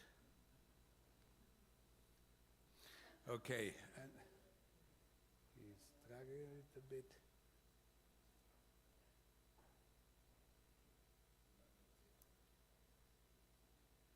Isabel, you introduced already the session? Yeah, maybe he's now okay. Harry, can you hear us? Sorry. Yes. Perfect. Yes. Okay, so we are Now, connected. Apologies, I indeed had unmuted myself, but then I couldn't find the button anymore. I apologize for that. I'll do my screen again, and hopefully this works. Yes. Can you hear me good enough? Yes. Thank you very much. Shall I start, Alberto? Well, I don't know. I'm sorry, I was called out for a call and I missed the introduction. Isabel, you have explained. So Harry is the EU representative for the EU-US collaboration in lung. So he's the chair of the working group on lung together with Freeman for the US. Okay, Harry, you present the EU plan. Thank you. Thank you very much. I would like to give a short introduction on lung cancer and lung cancer screening, and indeed, I think there's light at the end of the tunnel. I hope you can all hear me good enough. I'll show you a couple of slides. This may be seen as the tunnel, indeed. In the past, there have been randomized controlled trials showing that chest X-ray does not work, but the CT scanning does. And in fact, these are the major two trials, an American trial, the NLST on top, the Nelson trial indeed that we ran in Europe. And here you see this enormous change in the stage distribution of the screen-detected cancers. You see now suddenly we are getting cancers in 60 to 70% in stage 1 and 1B. That's the major shift we want to anticipate. And indeed, these are the two publications in the New England Journal, on the left-hand side on the LST, on the right-hand side on the Nelson, basically showing the differences in the cumulative number of lung cancer deaths. In the red line is either the control group or a chest X-ray in the NLST, and the bottom, the blue line or the black line, is the difference being seen in the screening group where CT scanning was offered. And at the end, this is a huge, huge difference for this devastating disease.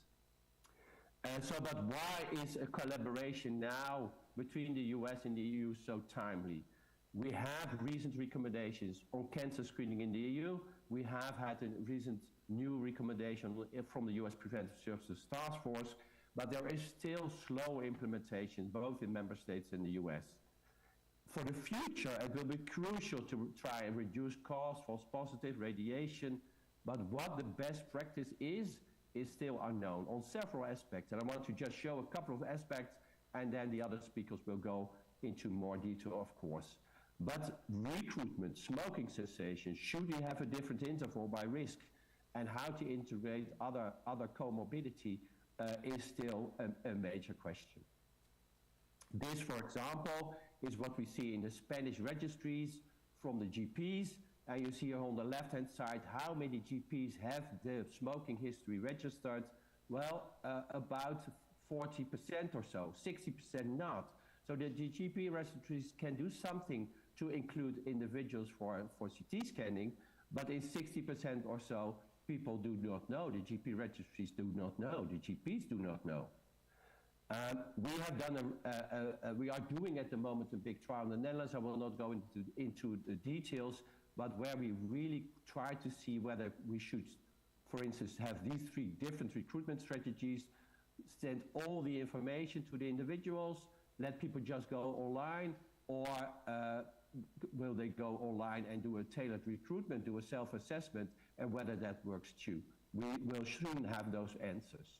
But this is the future of lung cancer screening. For screening in general, I think, in many instances, we now will have in the future sort of questionnaires to basically calculate your risk for disease, and then maybe say you should go for screening, you are at relatively high risk, or you are a little bit at lower risk, and well, maybe not worry, but at least not have a screening test now. But how to get these people in, on the left-hand side, you see there are all sorts of possibilities, but what the best practice is still a major question for the future, both in the US and both in the EU. The smoking cessation is the other thing. This is an example from the Yorkshire trial in the UK, where they had people look at their heart, at their lungs, at pictures from their heart and their lungs. Unfortunately, it has been published, we do not see a difference. If people see this sort of biofeedback, we unfortunately do not see a difference in the smoking, in the stopping with smoking, which we of course had hoped that this is the way forward for smoking cessation. But unfortunately, it is not, or we don't know for sure. We recently tried to estimate what this lung cancer screening would mean, and this is published in eClinical Medicine. I'm just going to give you one slide, I guess, and then go forward.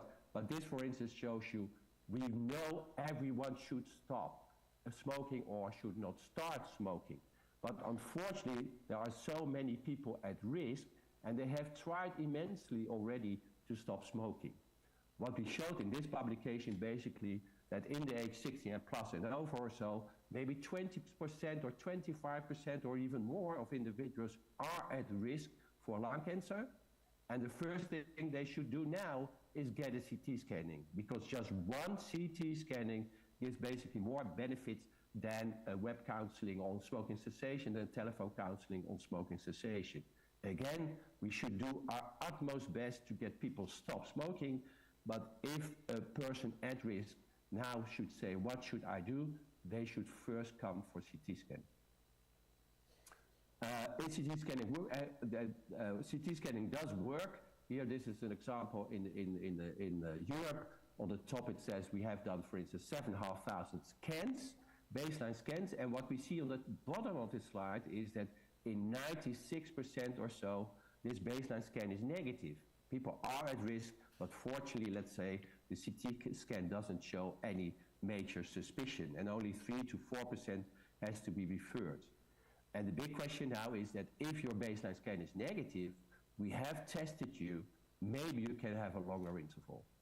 And that is for a large population. So there is a European trial funded by the EU, where we indeed try to estimate whether if your baseline scan is negative, should it not be safe enough to go for a longer screening interval. This is basically results, but given the time, I just go on. So there are all sorts of aspects in lung cancer screening and prevention where we could take what is now the best practice. The identification of the population, the invitation information, the screening test itself, the diagnostic testing.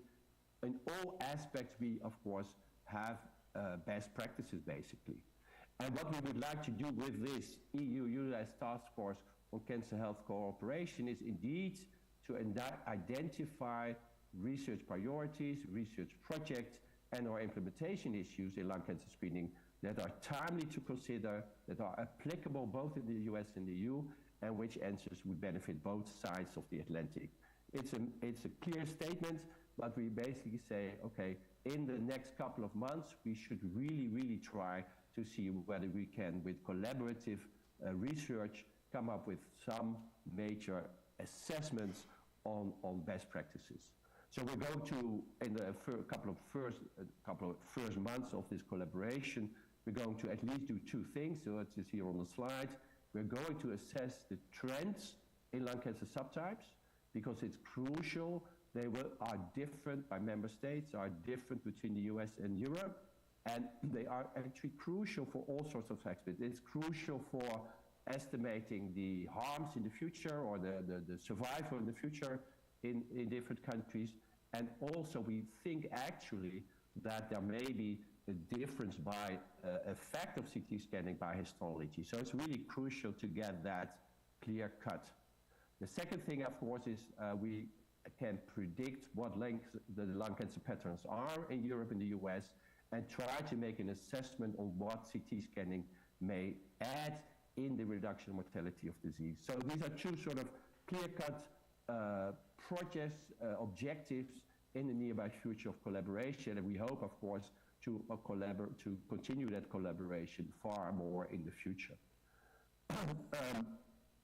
This is also from eClinical Medicine, where we finally have an answer on what is the estimate on lung cancer deaths in the future and what is the difference by the CT scanning.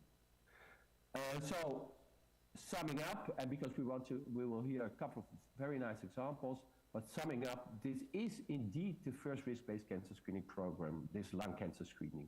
And with that, we will narrow gap between socioeconomic classes. To some extent, you could say it's easy if you recruit with a short questionnaire and a certain threshold, we just have them CT scans and increase smoking cessation. But in practice, it's of course much, much more difficult, but crucial to address. You could say this is now our second war that we have to win, let's say, on the issue of lung cancer. In the future, cardiovascular risk assessment will be crucial, and then we will have lots of benefits for groups at risk. I'm going to show you one more important slide from the UK, where indeed we see that if the least deprived people is the black line by time, and we have always unfortunately seen that the least deprived have the worst early stages in lung cancer screening. And if you follow this black line now with the CT scanning going on in the UK, they now have sort of already invited more than 1.5 million individuals. We now suddenly, fortunately, see that actually these least deprived individuals are not at the worst stage anymore, and they have made a major shift towards earlier stages. And I think with that, I want to end up with a great American. The way to get started is to quit talking. I will do that and begin doing. And thank you for having me on this introduction, and sorry that I'm not there physically. Alberto. Thank you very much. Very happy that you managed to join despite the change in your schedule and agenda. As I said yesterday, we have signed the agreement, which is the first, as I said, EU-US agreement collaboration in health on two topics, children cancer and lung cancer.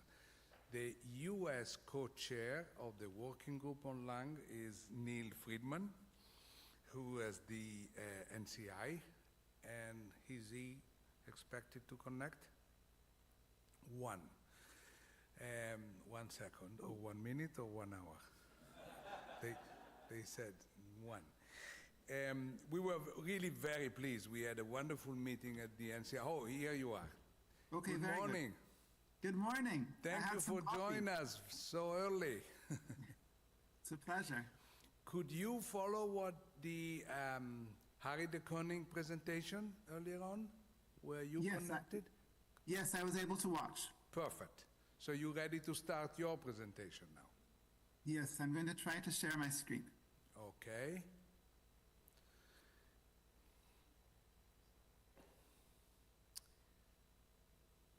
In the meantime, you prepare your slides. I was out to thank former Commissioner David Byrne, who mentioned that Italy volunteered to be the #2 in smoke cessation at the law. And I told him we actually wanted to be #2 in rugby, but we didn't manage. So we went for smoke cessation. It's better than nothing, and he remembered. It was a great time. You all set? No. It says that Zoom is telling me that that Zoom screen sharing has failed to start.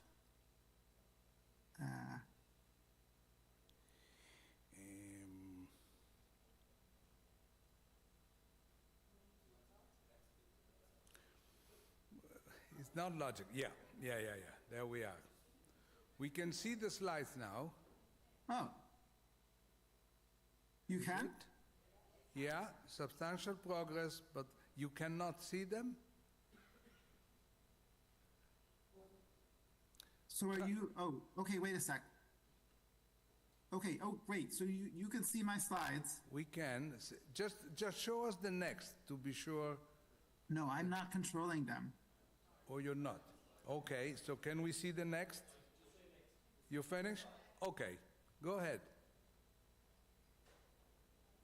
Neil, you can start, I think. But... Just say next when you want the next slide. Okay, and then you can go to the next slide. Okay, give me 1 second so I can have them displayed here so I see where I am. Just 1 second, sorry. Sorry about this, everyone.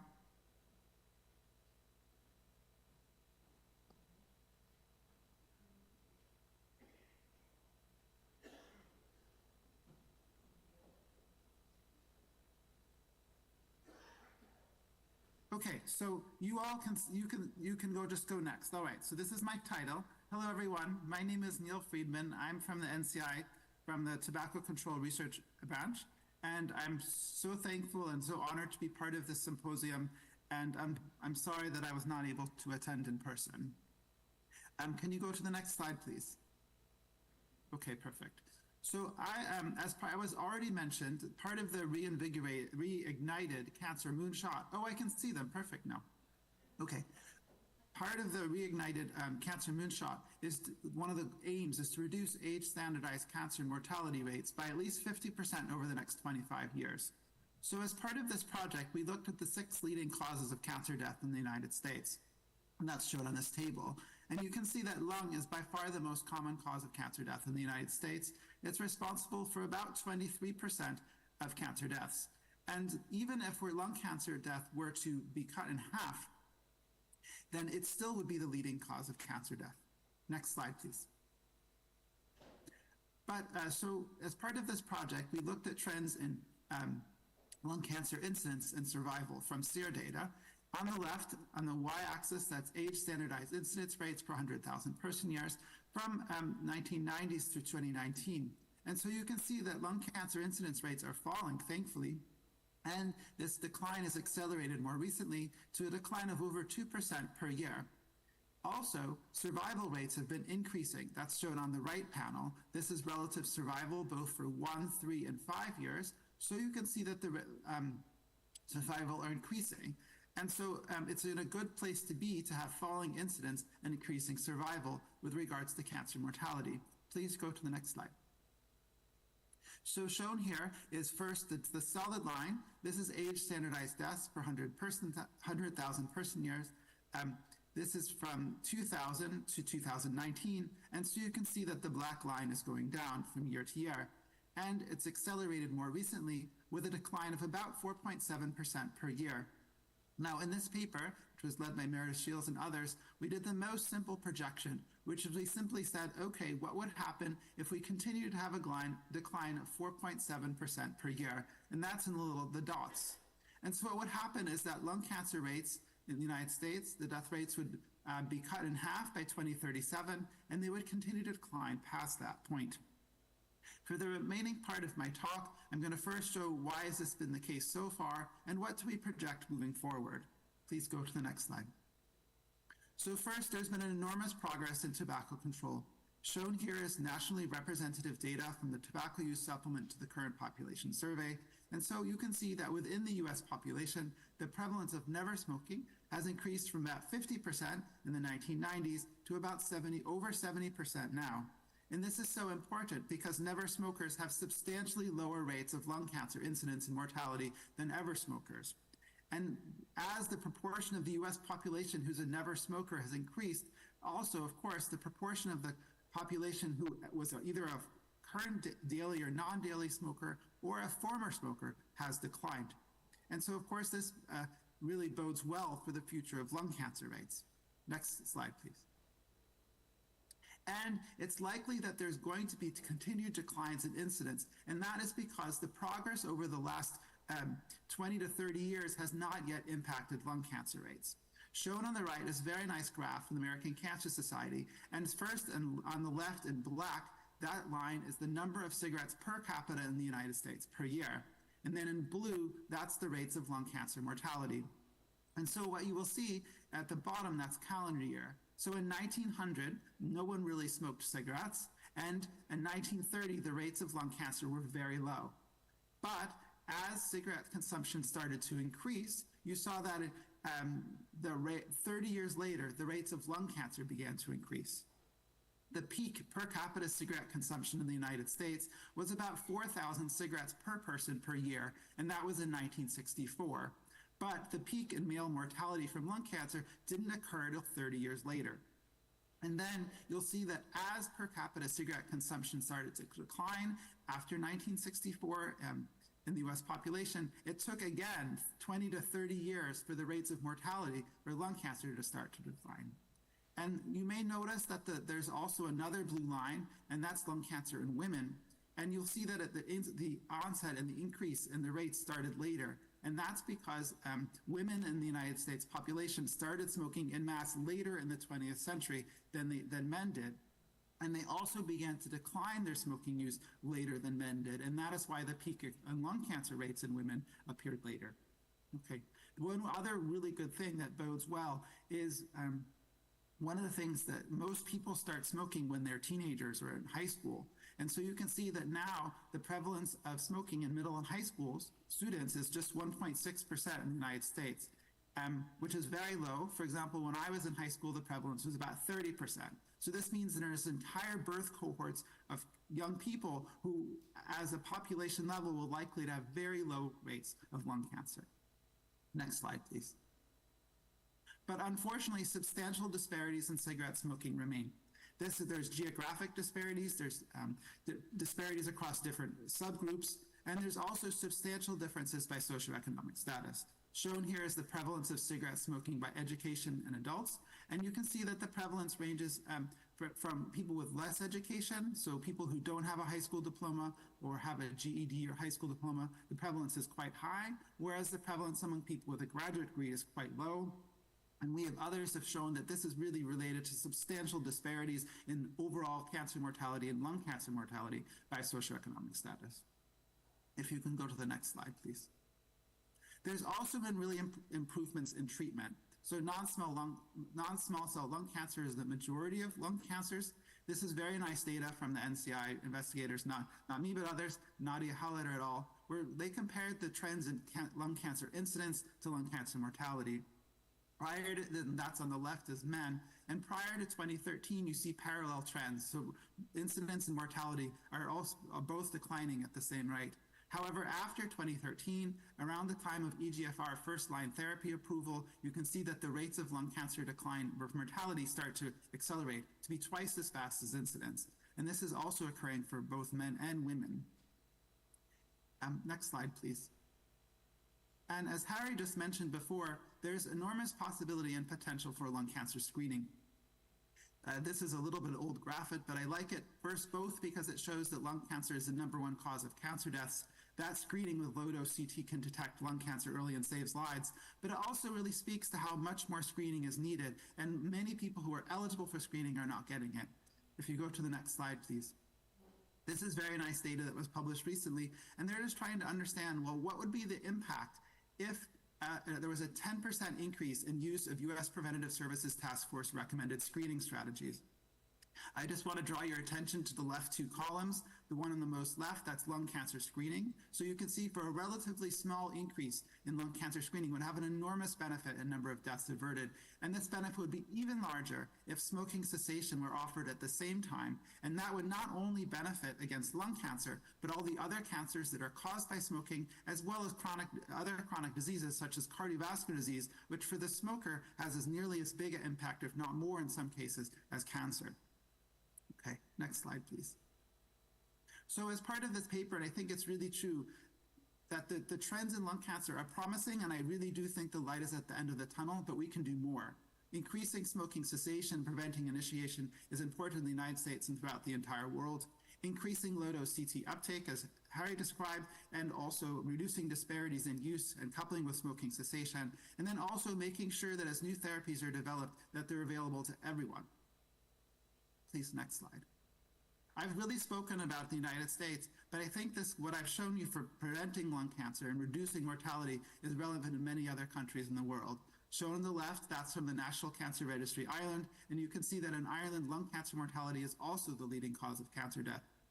And then on the right, this is sales of cigarettes, so per capita cigarette sales, and it's comparing the data for the United States, which I've already shown you, to those of Ireland and the United Kingdom. And so you can see the quite similar patterns, that there was this large increase in use at a population level, but there's also been substantial declines. I believe that's my last slide. So thank you so much for your attention and for this wonderful invitation. Thank you. Thank you. Will you stay with us also and join the panel? Yes, I will. Thank you. Perfect. So the next speaker is Isabelle Serio-Mataram, who is part of the, no, was a wrong pronunciation of your word? Good. Who is a distinguished member of the EU delegation in this collaborative effort. Isabelle, please.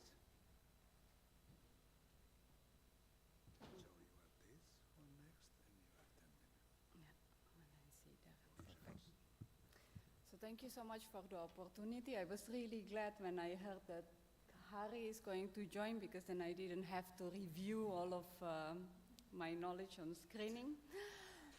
But what I will do just now in the next 10 minutes, at IARC we work at a group where we collect data from all over the world, so mainly then from population cancer registries.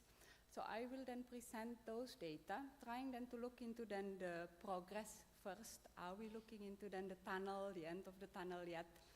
Especially then focusing on UK. I'm trying to separate Northern Ireland, and the US. Then I think I have a few examples from Italy. That's also not doing so well. That's doing very, very well, sorry. So, this is already mentioned many, many, many times, but we have just recently published the data on 2022.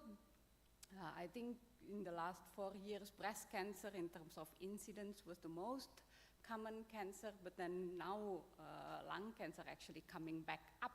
This is almost like looking into the past, that lung cancer is the first most diagnosed cases. Well, breast cancer and lung cancer is trying to compete with each other in terms of incidence, but in terms of death, it is still true today that lung cancer is the most common cause of death globally. And then if we see a lot of the countries that we're talking today about, European countries, UK, US, lung cancer is indeed the most important cause of death.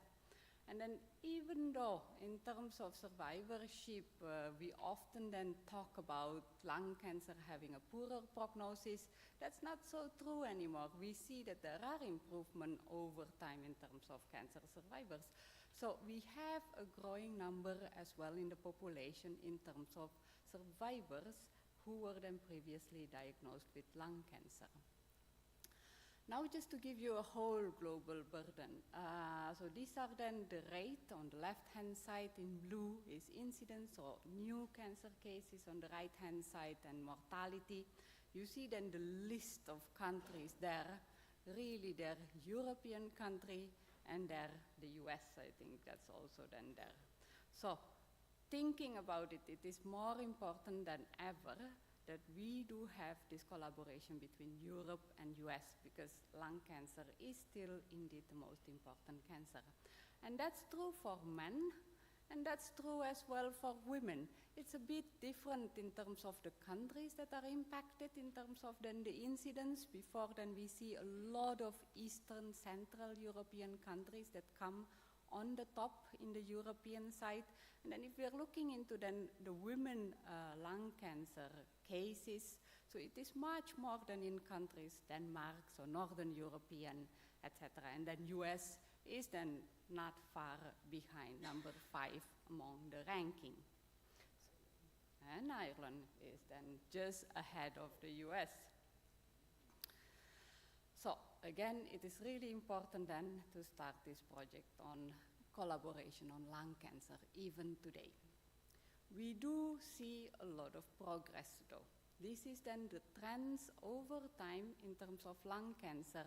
On the left-hand side, then you see that trend for the US. You see then for men, US black on the top and US white on the bottom. So this is data from the SEER. And then there is indeed an amazing progress in terms of reduction of lung cancer. And that's also true a bit later on, and then the rate wasn't as high as in the US. Ireland and in Ireland and UK, we also saw then that drop. Very indeed good progress. And then if we're seeing then here, there's Italy there, just beside France. So Italy, we see also then the decrease, and the decrease has been happening much earlier than, for example, France. We're still talking a lot about public spaces with tobacco in France and how to implement it, so we're a bit delayed. But then if we're seeing then in terms of then the declines of countries that are having really high lung cancer rates, such as then Poland, so these are then from the Eastern European side, also then seeing that decrease in terms of lung cancer mortality. And what's happening with women? So women have a much lower rate. It happens then that decline later, as already mentioned before. Women in the US, in terms of race and ethnicity, there's not such a big difference, but both in terms of decline, we see that decline. In Ireland and UK, so this is then data from Northern Ireland, we are starting then to see that decline a little bit in Ireland among women for lung cancer. In Northern Ireland, it seems it's lagging a little bit behind, but you see already that inflictions, I can expect that it's going down soon. And then we see then, for example, in Denmark, a country that we know very famously known for the women empowerment and women high tobacco smoking prevalence, started then to go down already sometimes, and then that's true as well for women in Italy and in France. The other very good news is, as I mentioned before, I think if we think 20 years ago, lung cancer is really a death sentence. This is lung cancer survival data. I picked this data because we coordinated and worked together a lot with Mark for the International Cancer Benchmarking Partnership, and these are then the countries that are involved. I picked up then Northern Ireland separately, and this is then survival for men with the 20 years difference in terms of then the data when it was taken. So around the 1990s, late 1990s, we see that lung cancer survival is very, very low. But then there's progress. We see then today everywhere there is that increase.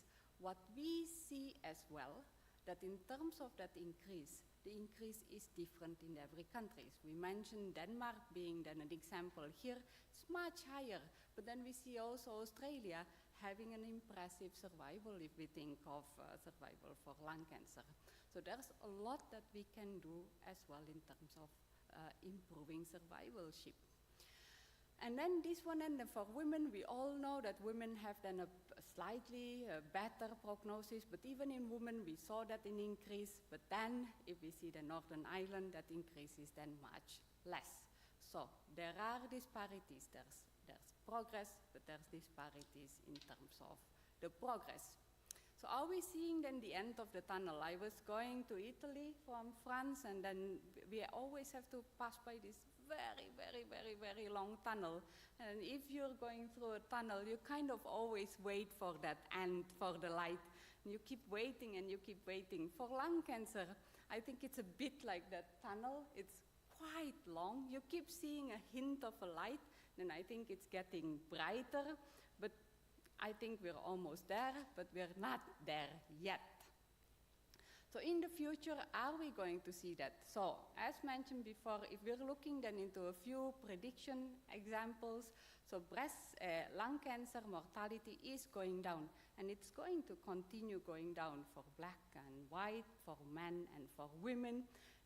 Depending on how you use and look into then the data among the youngest population, you start to see a bit of a slowing down of those decline, especially in men.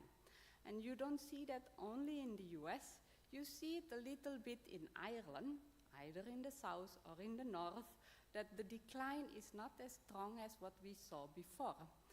What's actually happening here? Well, then if we see then France, it continues to go down, and that's true as well with Denmark. I think this variation on what's happening in terms of policy, what's happening in terms of tobacco smoking prevalence, and what's happening with the cancer, if we can triangulate that, compare that between countries, I think we can learn a lot from each other. The other thing that I'm going to bring out here, Harry mentioned it a little bit, we kind of then are seeing a new phase of lung cancer. So this is then the type of lung cancer in the US around the year 1990s. You see that the most common cancer was either adenocarcinoma, this is in men, or squamous cell carcinoma. This is 20 years after. You see that almost half of all lung cancer today is adenocarcinoma. Adenocarcinoma is caused by tobacco as well, but in much less risk, if you think of, as compared to squamous cell carcinoma. So there's a change in terms of the pattern. In women, you see it even stronger. So this is the US data again, and the yellow is the adenocarcinoma lung cancer, and you see half of all lung cancer today, this is a bit outdated, is adenocarcinoma.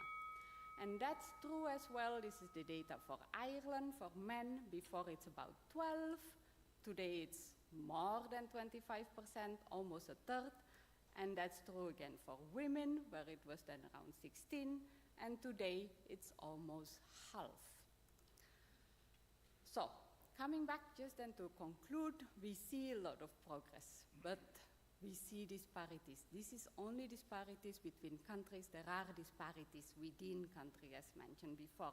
And we're seeing today a new pattern of lung cancer that's going to matter, that's going to bring importance on how we prevent, how we do early detection, and how we treat the disease. And to find then the answer to continue moving forward towards that light, data, research, and collaboration is really important. Thank you.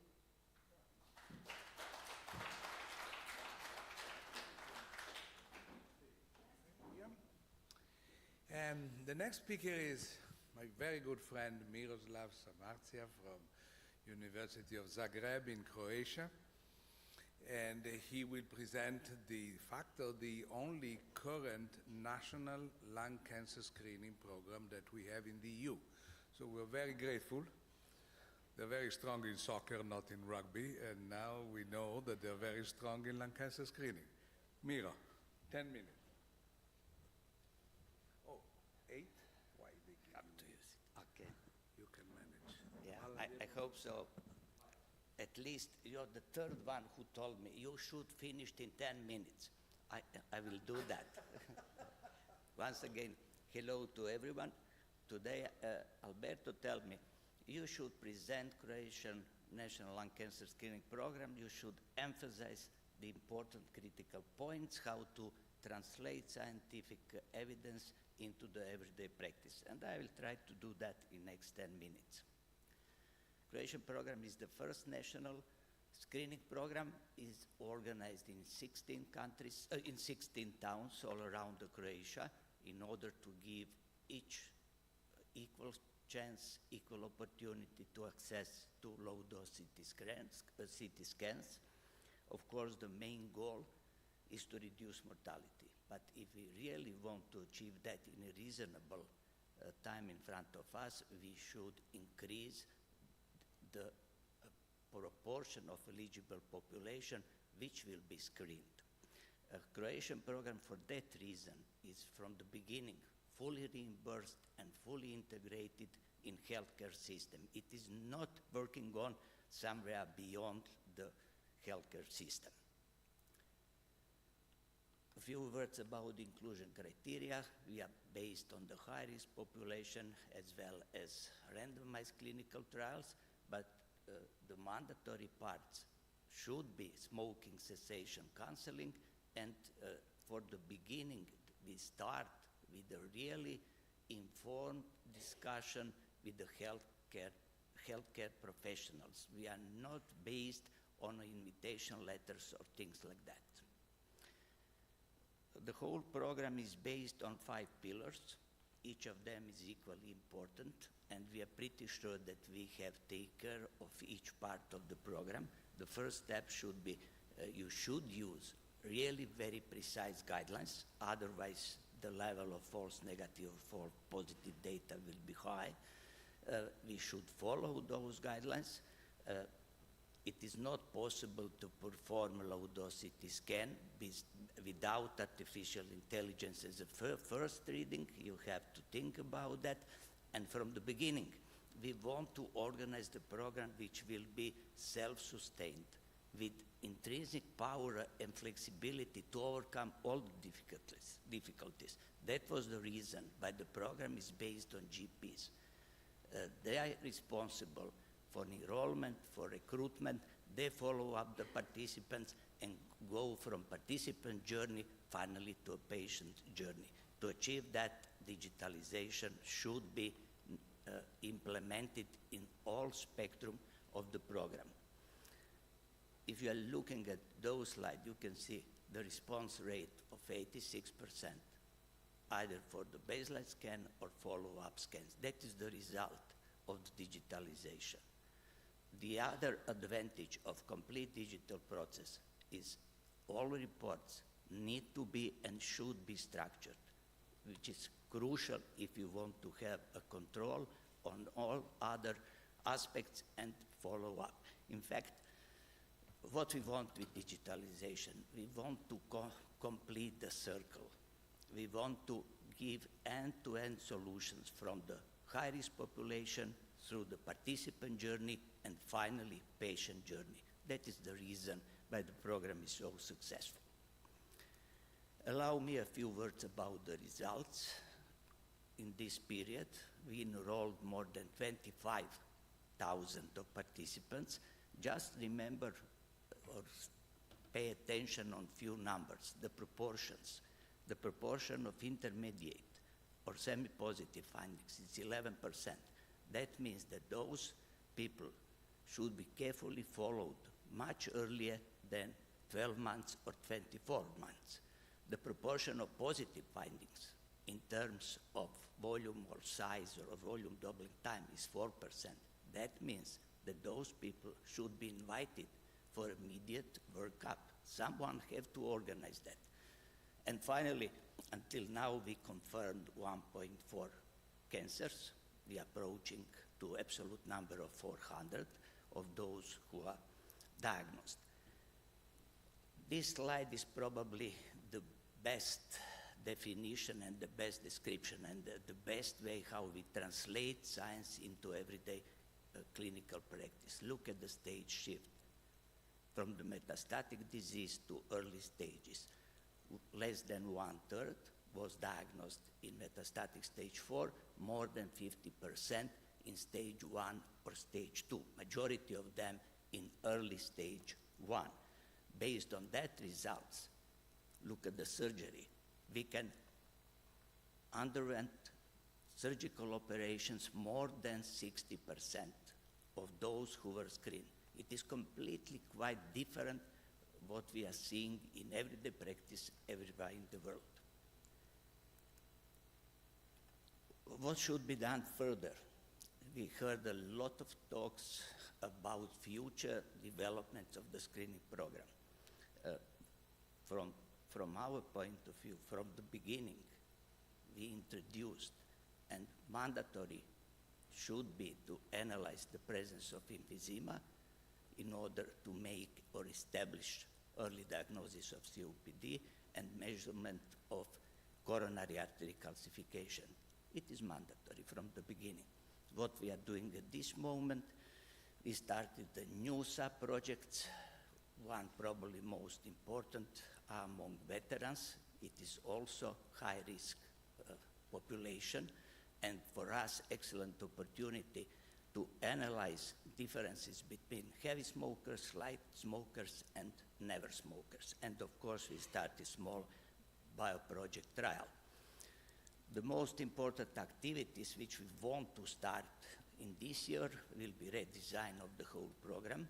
Data sharing with all European countries through the SOLAS project. I believe Torsten will talk about that in the next presentation. For me personally, the most exciting part is collaboration with the MIT. What we want to do, we want to analyze how the new generation of AI and machine learning based processes can enhance the sensitivity for positive value and prediction value for the next screening programs, because it is not possible to strictly follow the scientific guidelines regarding the follow-up scans. And finally, integration and connection with all other screening programs is necessary, and we will try to do that in this year through the digital platform. Alberto, I finished 20 seconds before. Thank you so much for attention.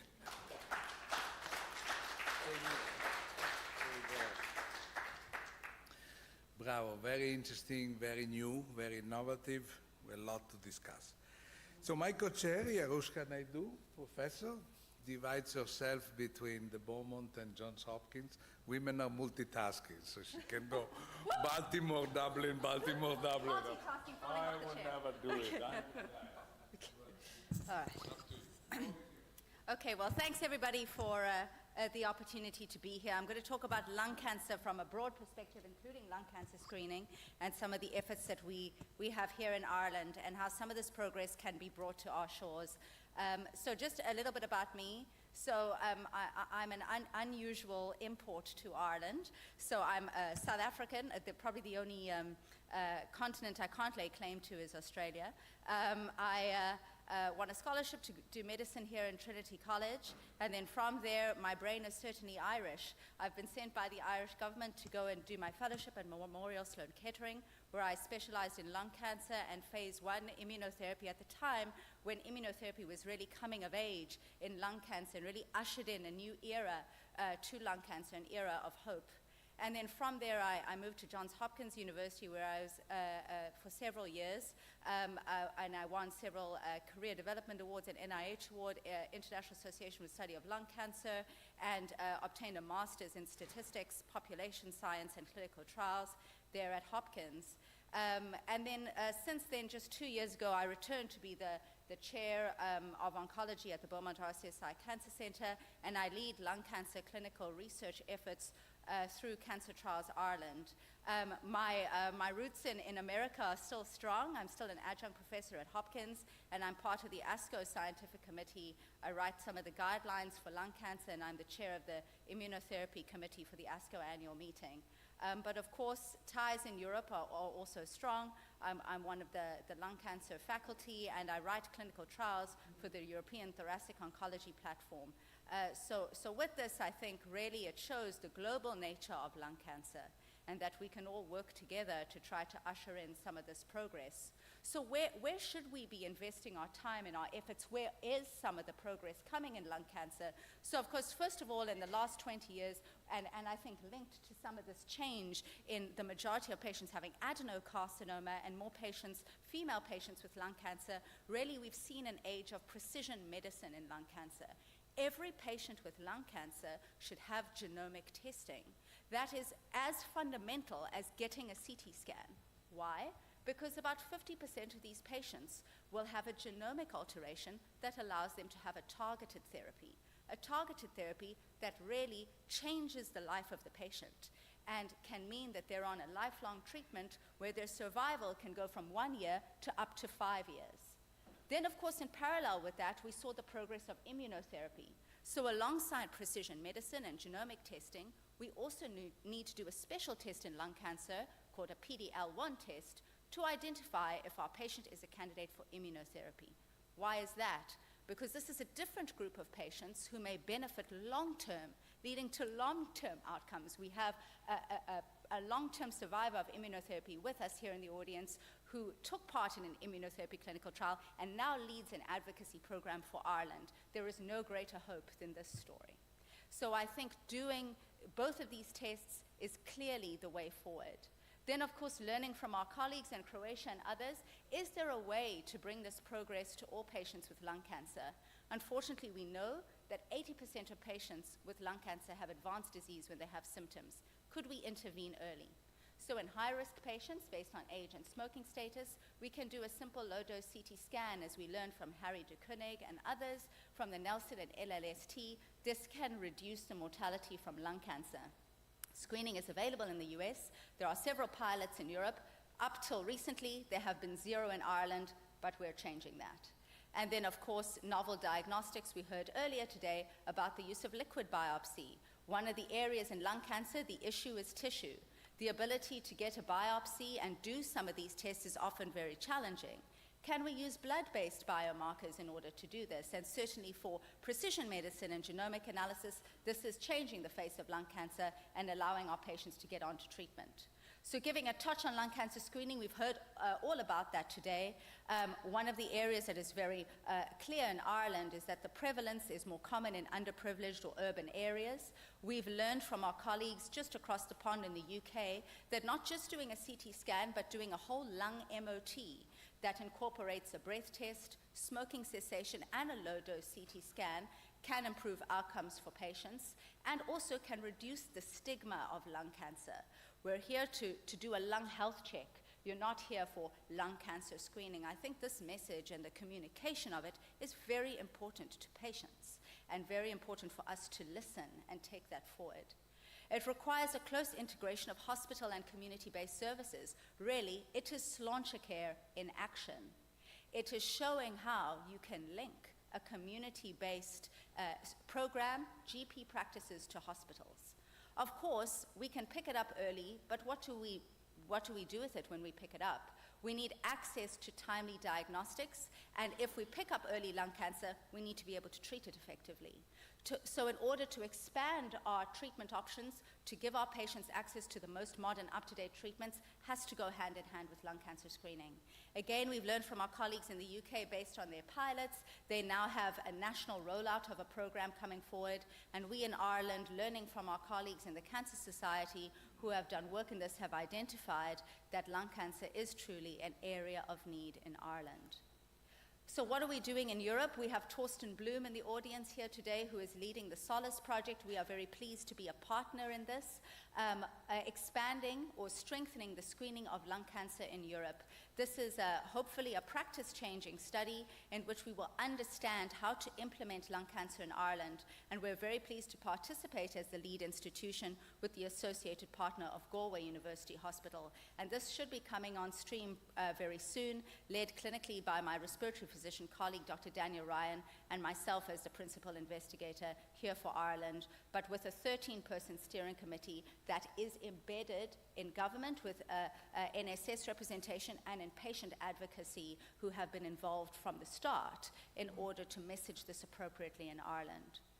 Moving forward, of course, into diagnostics, we do not have universal access to liquid biopsy in Ireland. So in order to do blood-based testing to identify a genomic alteration that may lead a patient to an effective treatment, we are running a study at the Beaumont RCSI Cancer Centre with our colleagues in Trinity and St. James's to expand the use of liquid biopsy in Ireland, not just from lung cancer, but also to other tumor types.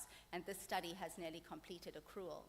Why do we need to do this? Because this is the rapid list of expanding targeted therapies for lung cancer. So this is not just a chemotherapy disease. And I still hear this in lung MDTs. This is just a chemotherapy disease. This is not true. These are all the treatments that we have potentially that can slice that pie and allow more patients to get to long-term survival. I think we also have a role in academia, and my academic role in Cancer Trials Ireland, to bring clinical trials to patients, to develop pragmatic clinical trials. I think we have seen that many clinical trials and the operations around them really limit the ability to conduct clinical trials to a narrow sliver of life. I don't think that that is really appropriate, and we've learned from our colleagues in the US through Pragmatica Lung, a cooperative group study led by SWOG and now the NCTCN, really doing clinical trials for the patients that we see. So in lung cancer, the average age of lung cancer in Ireland is 65 to 70. And we know that patients on clinical trials often are not the older population that tend to enroll. We also know that 30 to 35% of patients with lung cancer in Ireland harbor this KRAS mutation, KRAS G12C. So I wrote this study in which patients who are elderly or frail may get access to a novel targeted therapy for the majority of the population we see, and that is co-led by myself and a translational chair, Stephen Finn, in St. James's Hospital. And I'm pleased to report that this clinical trial has accrued 1 year ahead of schedule because it meets the needs of the patients. And we will probably see the completion of the elderly cohort by the end of this year. Immunotherapy is, of course, the other success story in lung cancer, and my colleague Patrick Ford, who will be returning from Johns Hopkins, has really led the way in using immunotherapy in early-stage lung cancer and turning the tide of immunotherapy that leads to long-term responses for patients with early-stage lung cancer. We've also led some work trying to understand what are the unique needs of patients who are now living long-term from immunotherapy and defining some of the long-term side effects of immunotherapy so that we can serve our patients better, not only in diagnosis and treatment, but also to help them survive better. So with that, you can see it takes a village to do all of this work, and I'd like to thank all of my colleagues and collaborators and to reassure you all that we are working with our colleagues in the US, our colleagues in Europe, really to approach lung cancer in a comprehensive manner. Thanks very much.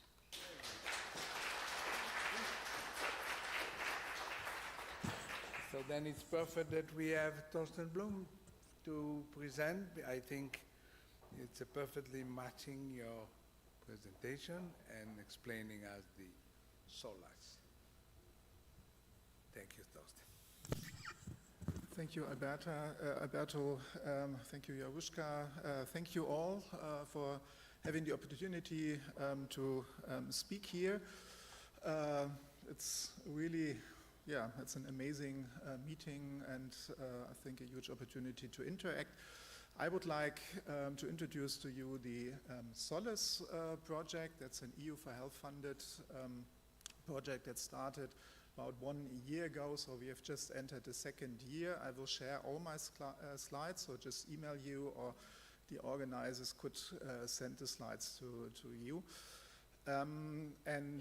SOLAS is about facilitating the implementation of national lung cancer screening programs within the EU member states. And the main principle that we would like to establish within SOLAS is a sort of toolbox approach. So we are all aware that when implementing a screening program, there are many, let's say, pitfalls, but also pearls, and we have to learn from each other. And the idea is something that works good, for example, in Denmark, could be well implemented in Germany as well, but may not fit in Spain. So meaning there is not only one solution for a problem, but there will be multiple approaches, and we would like to collect those approaches by mutual collaboration and just provide these solutions to everybody. And this will, of course, not be limited to the EU, but we would be really excited to broaden our project or the exchange, knowledge exchange with the US, ASCO, and others. There are 2 other projects, one on gastric cancer screening, TOGAS, and the second one on prostate cancer screening, PRAISE-U, and we are really collaborating well. What makes us proud is that we within SOLAS have all the relevant societies, medical societies on board, including ECHO, ECO, SD Umbrella Society, but there's also ERS, European Respiratory Society, and the European Society of Radiology. We also have 2 powerful patient organizations for lung cancer, European Lung Foundation and Lung Cancer Europe. And we have a broad network, 14 EU member states are included, various experts across Europe plus sites, and we do have access to data. The previous RCTs, implementation trials, pilots, we have access to, and we are also proud that, for example, with Miro, we collaborate with the Croatian lung cancer screening program and the 2 new ones from Poland and Czech Republic. This is our working schedule, our work packages. So there is one specific work package which will, as the main output, have an European lung cancer screening guideline. I will tell you more about that in a few minutes. And also there we will perform more decent benefit and harms analysis, all leading to the setup of an open access knowledge hub. We have already started assessing the state of play and needs within EU member states. That's work package 3, and this will lead to more thorough gap analysis on the national level, again with a mutual knowledge exchange. Then we have 3 implementation pilots. You will then see them later on. And then education of professionals is also on our plate, a very crucial topic. I will skip this. You will see this in the slides. So that's how all interacts. Let's better move to the guideline implementation package. So we are towards an EU lung cancer screening guideline because we have the great opportunity to closely collaborate with the EU Joint Research Center Cancer Screening Group. This is a very fruitful collaboration, and where we receive a lot of good advice, and we will match their methodological level, and this will help so that our work can directly flow into the forthcoming EU lung cancer screening guideline. This will of course cover the entire lung cancer screening progress. How about the state and play and needs within the EU member states? By the end of last year, we have completed semi-structured interviews, reaching out to the national level, and we are really proud that we could assess the status within all 27 EU member states. And here you can see the first results. We will publish this soon. So this is the implementation status of lung cancer screening programs. The 3 countries in green. Croatia, certainly the best program, not only in Europe, I think worldwide. We're the first in 2020 really well-designed and running project. And Poland, Czech Republic have just followed within the last 2 years. The countries with the white green stripes are the ones that are thinking to implement screening programs, and there are still some countries in red who haven't shown any national activities in terms of screening programs. The next map does look a bit nicer because those countries in blue are the ones that at least have started implementation pilots. So there are 20 EU member states that have pilot activities in the field of lung cancer screening. And within Solace, we have added 3 new implementation pilots that are currently active in 11 countries within Europe. These were the main findings of our semi-structured interviews. So opportunistic screening for lung cancer is still a reality in the majority of countries. But the good news is the majority of countries has decent guidance, guidelines for lung cancer, but also for lung cancer screening in place. Croatia is said the first to have a national lung cancer screening program, and much activity going on. So in summary, good news, but all teams were very afraid or a bit concerned about the availability of resources to implement and successfully run a screening program. One of our assets are the so-called national expert teams. They are composed on the national level with experts in different disciplines. As you can see, there's also a patient representative and healthcare authority. That's not complete yet for some countries. And the objectives is to facilitate the interaction between Solace, the European level, and the national level. This worked quite well with the semi-structured interviews, and we will get to much more into detail when we start with the gap analysis. Briefly on the 3 implementation pilots, one on female individuals, second on hard-to-reach individuals, then on higher risk populations. As you can see here, the aim is to increase by certain interventions the inclusion rates, the pickup of people at high risk. And the majority, all 3 pilots are active at the majority of sites, and we are really proud that Jarushka and her team will join soon. So for Ireland, this will be the first lung cancer screening pilot, and I think that's great news. And for the Irish health authorities, we are thankful for your support, but please do support this very worthwhile implementation pilot. The data will be available on our Knowledge Hub, so we just about to set up a Solace dashboard that will map the progress. So in summary, Solace, in part or in strong collaboration with PraisU and TOGAS, could be somehow the interface between the EU level, and this includes also ECO, of course, with their really worthwhile Cancer Pulse activity that Richard will present after me, to the national level. There's still a lot of work to be done, but together stronger, I think this also very much fits to our projects. Thank you very much.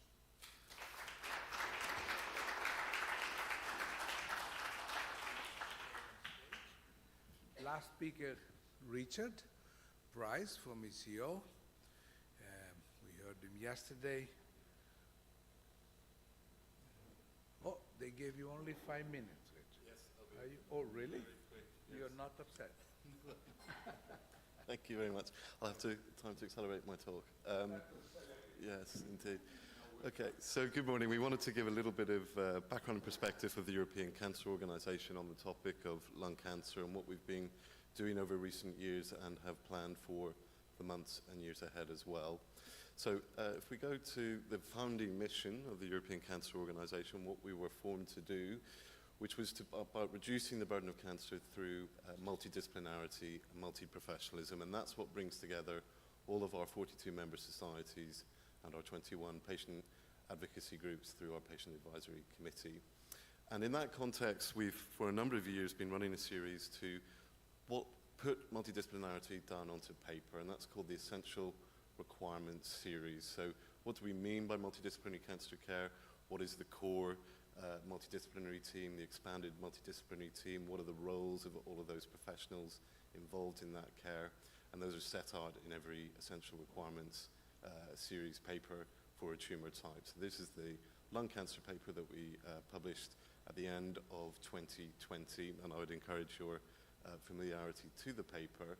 But that really helped us as well to think very clearly about what we could do as an organization to help meet some of the particular challenges that exist for lung cancer. And in this case, for example, in this paper, alongside the treatment and detection needs, we put a particular focus as well on some of the psychological requirements that come with the lung cancer diagnosis that otherwise may not get the prominence that it should. So when we published that paper, we wanted to bring people back again to think about the policy challenges and how we would drive the vision in that paper into reality. So we held a special roundtable, this time bringing with us system planners, decision makers at political level as well, to look at what we might do as a community to unblock some of the challenges to progress. And what we looked at was issues like detection of cancer for lung cancer and also the achieving better treatment results. Opportunities are on the horizon, of course, with lung cancer screening developing all the time, but also treatment guided by genomic tumor testing, for example. And what we wanted to see was a political agenda on this that could drive improvement across countries. So at the time, the Europe Speeding Cancer Plan was being formed, and we proposed a pan-European goal for doubling survival for poor prognosis tumors as a way to create that energy. Meanwhile, the plan was published, and within that plan, very important new opportunities came about. So the promotion of a new EU cancer screening scheme with particular goals on improving access and uptake to screening, but also an important promise to revise the official EU recommendations on cancer screening. Those had dated from 2003 and had become sharply in need of an update. And so in that context, the Commission did the right thing. They brought in the scientific experts, and they asked for their opinion on what should be the guidance to member states on cancer screening. And on that particular issue, after deliberating for more than a year, the scientific advisors were unequivocal about lung cancer screening. They recommended that this be introduced using latest technologies such as low-dose CT scanners for smokers and ex-smokers. But politics is rarely clean, and unfortunately, decision makers don't always listen to the best advice from those in science. So there was a bit of a movement required by ourselves and many other stakeholders to make sure that that advice translated in the end to the EU recommendations. And I'm pleased to say, as Mark Lawler would be happy, that on that day, data did eat the opinion for lunch. But now we are in the important stage of turning those recommendations into reality. So Torsten described the SOLAS project, which is supported by the EU for Health programme. We're delighted to be a part of that programme too, and that's really a spearhead for driving the implementation of lung cancer screening in all countries. We want to play our role as well through things like the European Cancer Pulse to help put this issue and keep this issue on the agenda across countries that we visit. And I'm pleased to say countries like Ireland and Croatia and others are at the forefront of piloting and bringing lung cancer screening to reality. So we want to celebrate that success and give credit where credit's due to those governments that are engaging positively with this agenda.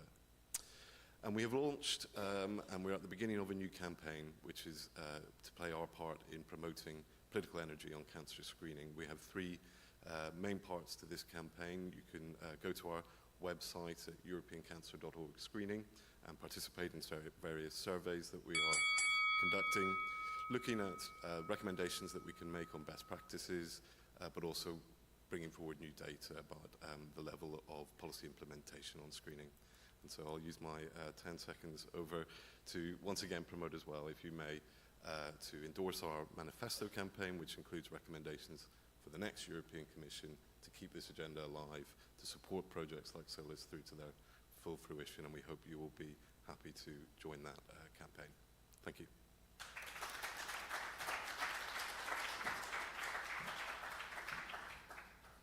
Okay, everyone, this brings us to the roundtable discussion with all of the speakers in this session, and certainly would welcome folks from the audience to come up and ask questions as well and have a bit of a vibrant discussion on this. Obviously, the topic is time to accelerate, putting the focus on lung cancer and a lot on screening and a little bit on treatment. Maybe I might start with Torsten.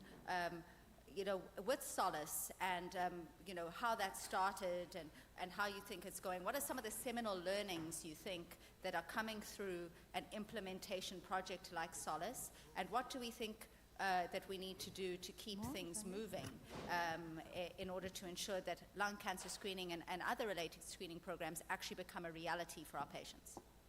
Yeah, thank you, Jarushka. So I think, first of all, we learned Europe, the EU is great, but it's very heterogeneous. So we are at different stages in the pathway towards implementation, with Croatia far well advanced, for example, compared to Germany.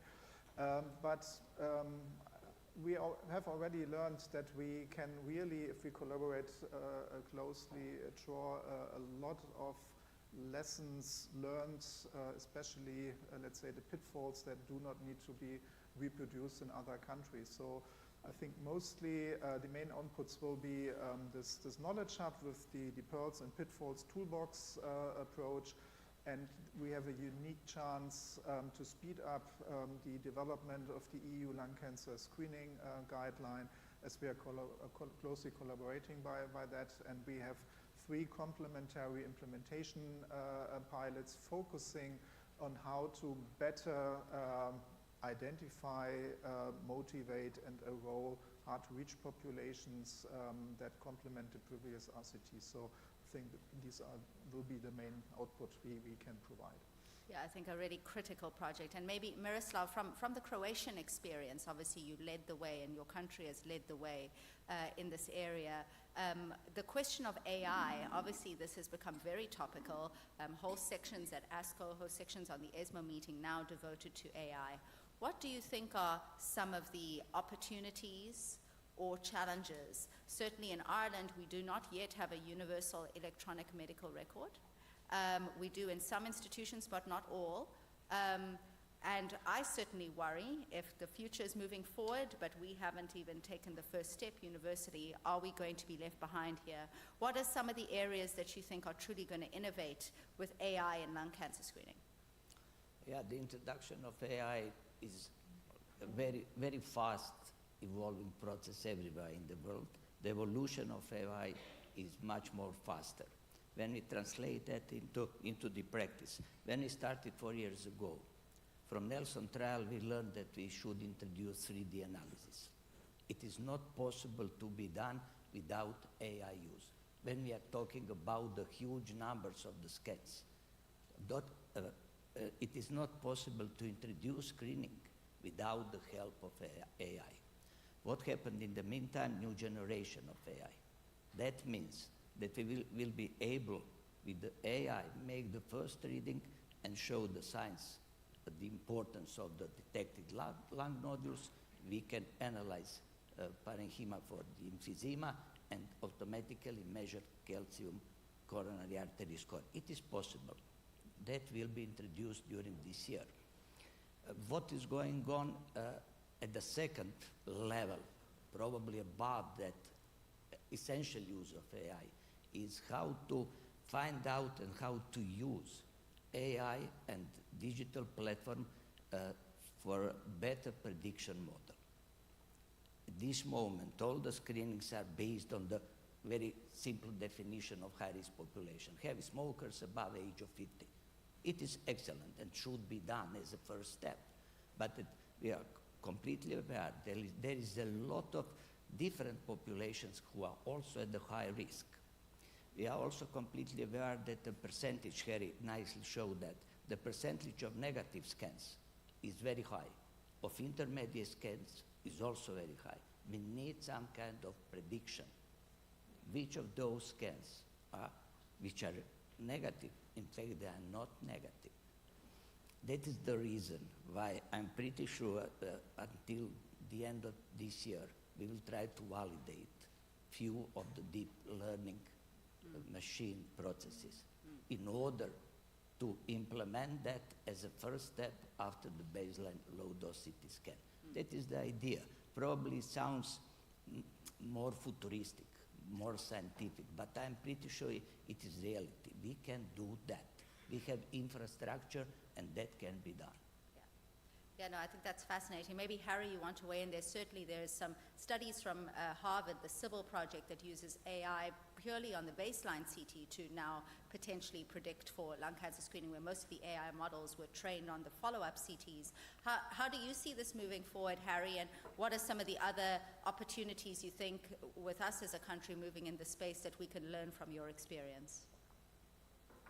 Yes, thank you. So indeed, the first thing is indeed to get a high-risk group in and to have them get this baseline scan. I think there is still a lot to work on, and this collaboration, it always is crucial.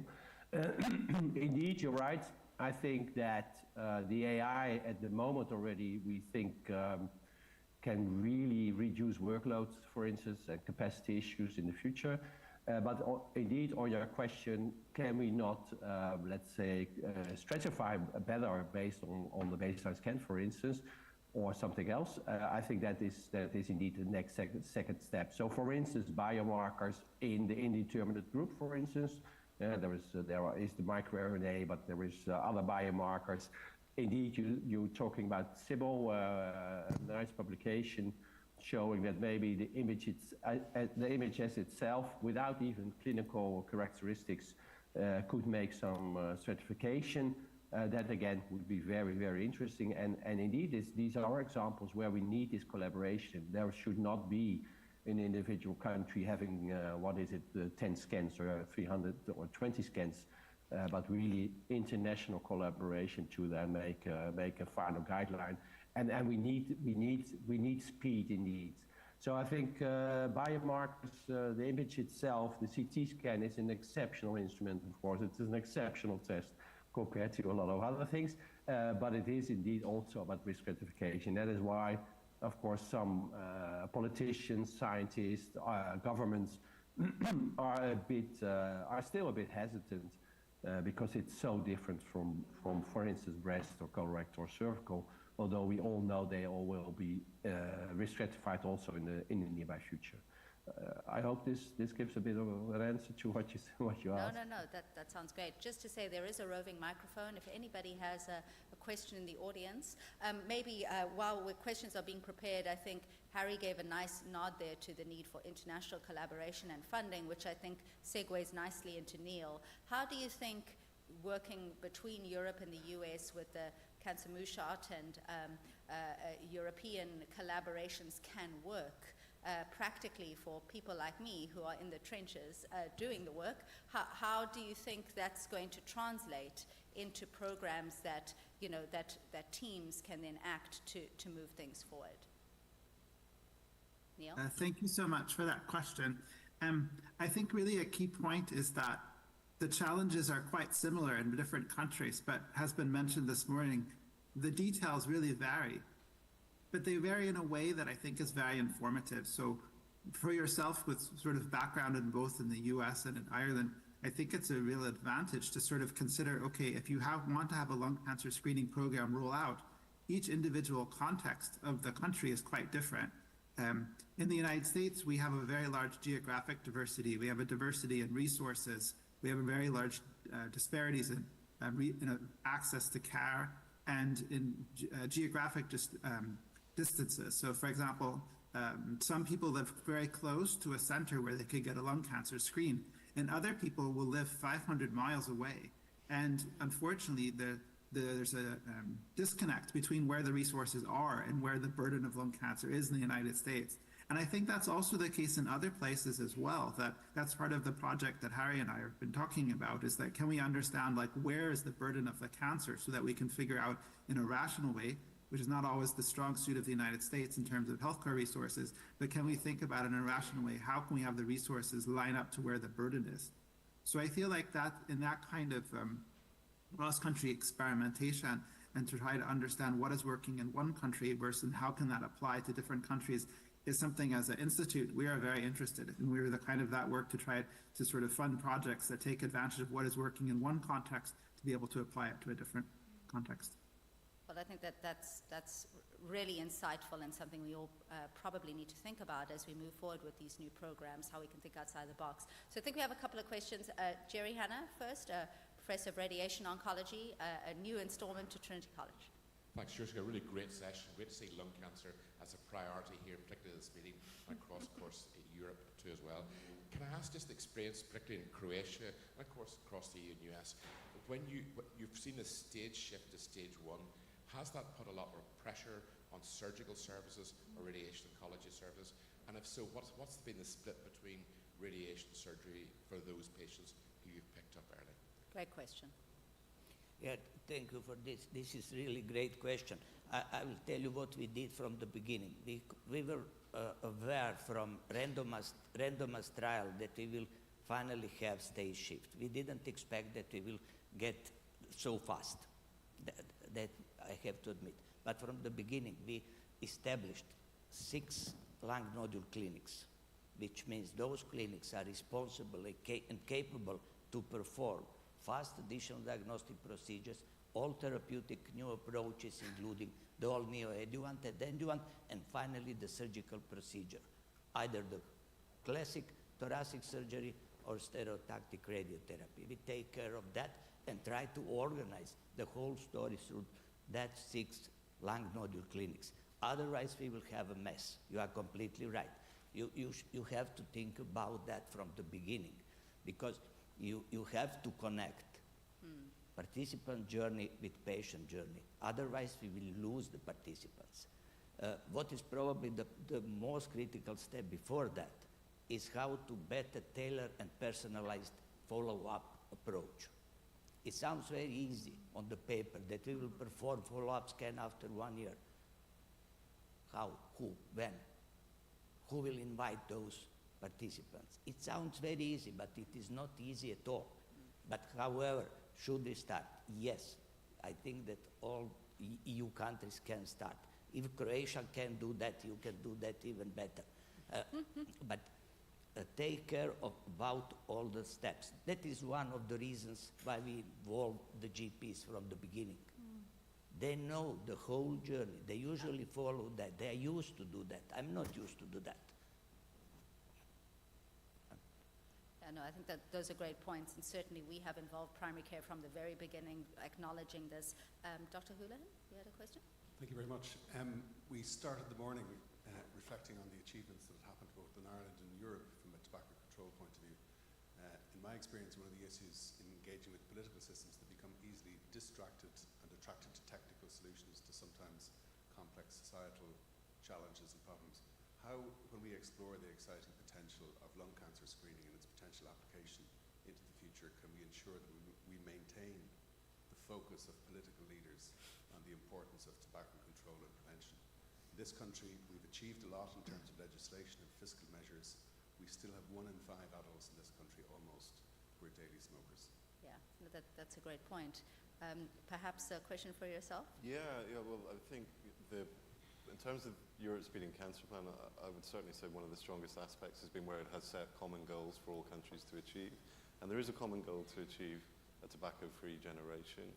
But that needs to be backed up, of course, with the measures that take us there. And that has been a political problem that we've had, partly with our European Parliament as well, in terms of being able to put forward and get through new legislation. So those sorts of things like the European Parliament elections, very important that as a cancer community we're engaging with those elections, that we're finding the champions like Stuart and others across Europe who will pick up these issues. So I think we can't be sitting on our seats when there's an election. We have to get involved and make sure that this remains something the politicians are engaging with. Could I put the question back on you? What have you learned from leading a very complex effort and sustaining that effort in an Irish context? You heard the Tánaiste, who was our Minister of Health at the time, speaking this morning about the importance of having engagement right across the board. For me, good things happen and change happens when you get alignment and balance between evidence about what the right thing to do is, when you get in an environment where you have the operational capacity to deliver a program, in this case we're talking about lung cancer screening, and where you have the political environment, both politically in terms of political leadership, but also politically in terms of what's acceptable and desirable within a population that's expected to respond to something. When you get change that's balanced across all of those three, good things happen. In this very building, and I'm not sure if there's anybody in the room that was at the meeting I'm going to refer to very briefly, on the subject of breast cancer in 2007, a pivotal meeting took place right about the time that we were starting to establish the National Cancer Control Programme. We'd identified the first leader for that, who was Tom Keane. We had the work of Professor Niall O'Higgins, who had made the evidence-based case for centralisation of breast cancer. We had the data that showed that we had distributed breast cancer services across, in our case, 35 hospitals south of the border. The Minister brought the leaders together, that was Mary Harney at the time, into effectively a private meeting in this room, or in this building, and looked into the eyes of each one of the people who was at the meeting, who were all leaders within their individual areas, as part of her assessment as to whether she was going to make, in a sense, the political leap to back and to support what the evidence said. And that was a key moment in that context. So it's just an example of how assembling the evidence, having the right kinds of leaders, but also ensuring that there's, if you like, alignment and political engagement with that, you get good and effective change. Okay, booking farm leave for a time coming soon. Okay, sounds great. I think we have a question at the back. Thank you. Good morning, Piotr Rutkowski, Warsaw, Poland. So from European perspectives, I think that there are three critical steps. First, Of course, this tobacco control, which is still not harmonized and unified, especially in terms of new e-cigarettes, e-smoking, etc. Poland, according to our survey, now has about 60% of adolescents who are using at any time different types of e-cigarettes. This is a real problem. This first. Second, of course, we have increasing number of smokers because of the refugees of Ukraine, which are, most of them are heavy smokers. And the policy for tobacco control among refugees doesn't work at all. This is our observation. So this is first point, and of course political issue that many of our countries in our part of Europe are tobacco producers.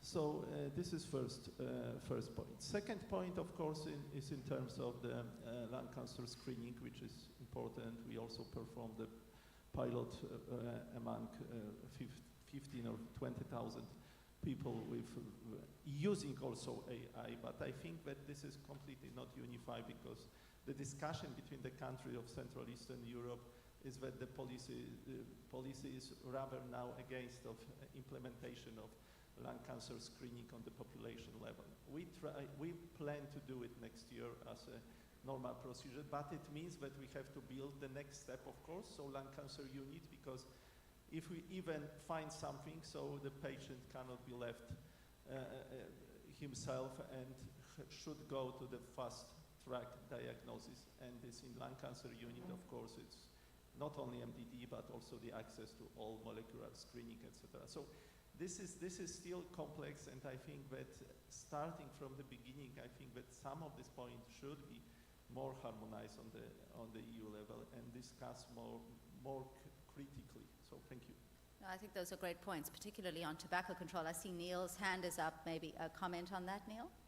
Yes, I just want to say the long-term importance of tobacco control. Tobacco still causes, in cigarettes alone, 30% of cancer mortality in the United States, and that's similar in countries in the EU and many parts of the world. And there's more than 1 billion smokers worldwide, many of whom are quite young, who have projected very high rates of cancer. So that is like a really, really, I think, important public health goal. But also long-term, preventing initiation of tobacco is also absolutely essential. So I think, so there's both preventing initiation, but then there's all of these smokers worldwide. And among that group,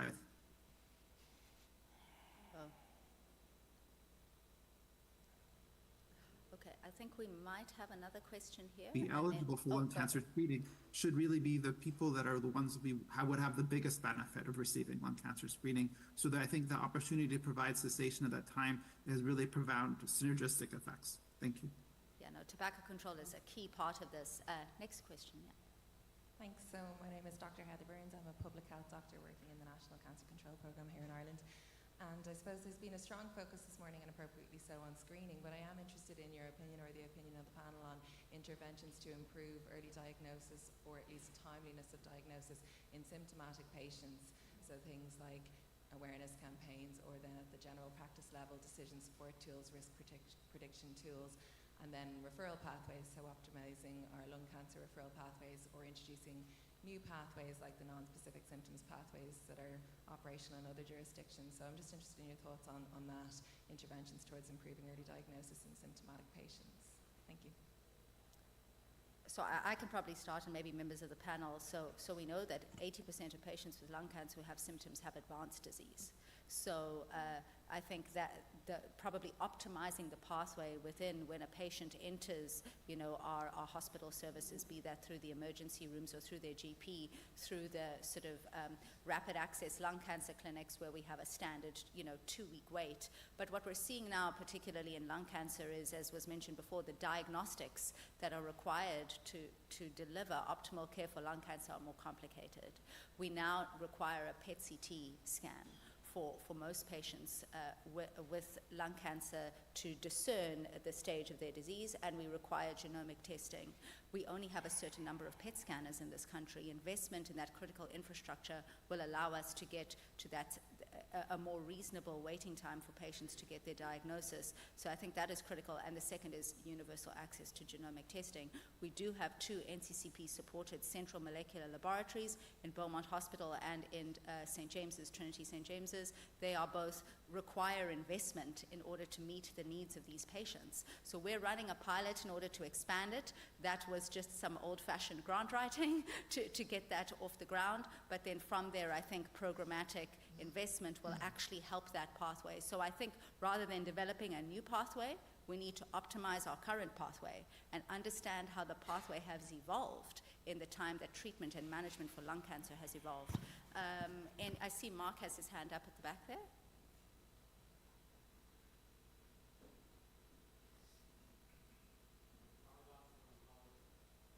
Our Lancet Oncology European Grand Shock Commission showed that while lung cancer has 20% of the disease burden of cancer in Europe, it only has 4% of the research effort and 4% of the research spend.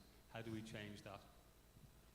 Yeah, that's aside from a couple of grant writers, I think that's a question, a bigger question for raising the profile and having grant organizations. Great to have ASCO in the room and others who are funders of these. Perhaps I know, Isabel, you had some thoughts on that and maybe linked to research in your role? I think coming back then to the prevention part is then to really then push for that monetary incentive to push people to quit smoking, increasing taxes and so on, and fund the money back into research in lung cancer. That would be one way to do it. But then thinking then about prevention, we mentioned a lot this morning about vaping and so on. And the problem with politicians now, they are trying to cater to a 4 and 5 years period, yeah? So screening and so on, it's kind of the area that they're interested, because then even there's earlier success that you can pick up in terms of if you compare with lung cancer prevention. So when we are talking a lot with Hari in our working group, we really then try to push lung cancer screening, yes, but continue then to work on then the cancer prevention. And cancer prevention, not only individual directed cancer prevention, but also this whole, the Ireland example of being able to increase the price. Just to give you then an example, in France just before the pandemic in 2019 increased the price of cigarettes to 10 euros per box. And then everybody of course complained in France. In 2020, then the pandemic hit. The first thing that the government did to make the population happier is reducing the price of tobacco again. And then because of then the whole pandemic and so on, actually in France you saw a decrease in lung cancer, in tobacco smoking. I don't think it's so much because of the COVID and so on, it's a lot because of the financial crisis that's happening with the increase of gas, etc., etc. So you see that kind of financial way of working with this really, really work. While tobacco is decreasing, what we saw is everywhere an increase in vaping. The young people, I don't know, 3-4 years ago, smoked about 5% of the vaping of e-cigarettes. Today it's 15% in 3-4 years. I see even my children, adolescents, talking a lot about it. It's really scary without any regulation or whatsoever, because we're so focused on other types of cigarettes. So thinking of what we've been doing and talking a lot in this political arena, screening, but also comprehensive tobacco control needs to go on and move forward. We had the All Ireland Lung Cancer Conference actually 2 weeks ago in Johnstown Estate. Some leaders from around the world came to speak to us, and one particular topic on tobacco control came up, and some legislation from our colleagues in New Zealand who had brought in some novel legislation on denicotinization to reduce the amount of tobacco per cigarette or the amount of substance in the vaping product.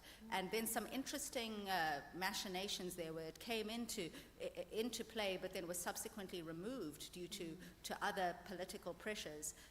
Is that something that might come into the EU, the idea of denicotinization, and where might we be with that? So this is part of what we call the tobacco endgame. Yes. There are then, of course, then policies and so on, strategies that have been pushed by the Framework Convention of Tobacco Control. And then there's countries and then research, of course, that shows we need more than what has been then put by the FCTC. And those are then one of it. I was very deeply saddened by then the New Zealand that stopped the tobacco-free generation activities. So they actually prohibited anyone who was born above 2009 to get any access from cigarettes. That's now gone. So now everybody can start getting cigarettes again. Richard, I think moving yeah. towards that is Yes. what we all kind of need to move forward in Europe and in the US. Absolutely. Well, I just want to make a comment in relation to the theme of the conference and Euro-American cooperation on cancer. We're certainly very aware of a successful campaign in the States, Tobacco 21, where increasingly state legislatures are passing this legislation to make the minimum age of sales 21. I don't think any EU countries yet done that, but Ireland's led the way before here. Stephen Donnelly, the health minister, hinted at it yesterday, but I think it would be fantastic perhaps if one country in the EU did the 21 legislation, many others might follow very quickly. Yeah, certainly we were the first with the workplace smoking ban, so to be a first in this area again would be great. Torsten? Yeah, but I think it's also about health education, and we cannot start early enough. So in the Berlin region, we are within the lung cancer service very much collaborating, and we have running now for several years a project where school classes are coming and at the age of 9, 10, 11 into our lung cancer services, speaking to patients, just being informed how dangerous smoking could be, and we were able to demonstrate that there was a significant drop of starting lower rates of starting smoking compared to other school classes who didn't take this course. So I think there's a lot that we as the physicians can do to prevent that pupils start smoking. Great. No, really interesting thoughts. Josephine Hegarty from UCC. Fantastic talks this afternoon, and mine is really a thought. I'm very struck by what Dr. Holohan said, that the key opinion leaders sat in this room and spoke about the need for centres of excellence for treatment of cancer. And we know that less than half of cancers are preventable. So should we be really thinking about this in a totally different way, and we should have centres of hubs where we look at prevention and screening in the community, so that rather than investing in discrete lung cancer screening centres and separate breast check centres and separate retinal screening centres, so should we not be thinking of this in a holistic manner where we invest in prevention and have community-based hubs regionally where you get one appointment, you get your access to your breast screening, your lung screening, your retinal screening, whatever it is, your blood sugar checks, whatever it is that is appropriate to your risk as identified by your AI tool, so therefore you come once. Because what happens is, as these screening programs are implemented, people don't attend their appointments after a period of time. So we have this huge investment in a resource because people get multiple appointments. So should we begin to think about this in a much more holistic way, rather than thinking of each program as a separate entity, that we think of it as educational opportunities for prevention, smoking cessation, whatever it is appropriate to the person and their risk, their identified risk categories. Just thoughts. Thank you. Yes, amazing idea. Let's put Josephine in charge of the country. That sounds great. Alberta? Thank you very much. I think this is one aspect that we tend to forget, which is the organizational aspect. First time I met Miro and I learned about his trial in Croatia, I was stunned by the fact that to have the availability of the CT scan, they are doing the screening on Saturday morning. There you go. And how can you do the screening Saturday morning? You have to compensate the extra hours to the technicians, and they accept it. So we definitely need also some group or some, I don't know, who are they, the problem solving, to address this kind of issues. So many people, particularly women, said, I have enough of the screening because I have to go one place for breast, one place for the pap smear. Now you want me, since I smoke, you want me to do this. You either do it in a, but can we do this on a Saturday morning, or everything? Maybe not. So thank you for I raising think this. that's a great point. I think we have a question at the front here. Hi, thank you, Isabella. I was very stunned, actually, by some of your slides on Northern Ireland. That there's not a very hopeful picture there. And I suppose what I wanted to ask more broadly is where you have a setting where the only thing in place is the evidence, you don't have any of the other things aligned, like capacity, resource, will. Where do you start? Where is going to make the difference?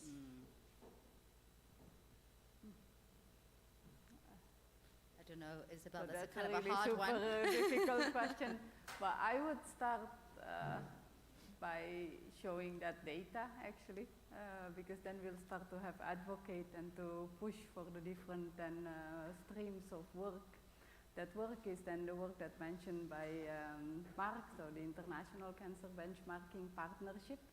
And 20 years ago, because I followed these studies for a long time now, 20 years ago, UK and Denmark, so the whole study started because there is this big project which is called Eurocare, where then in European countries they put all the cancer survival data together.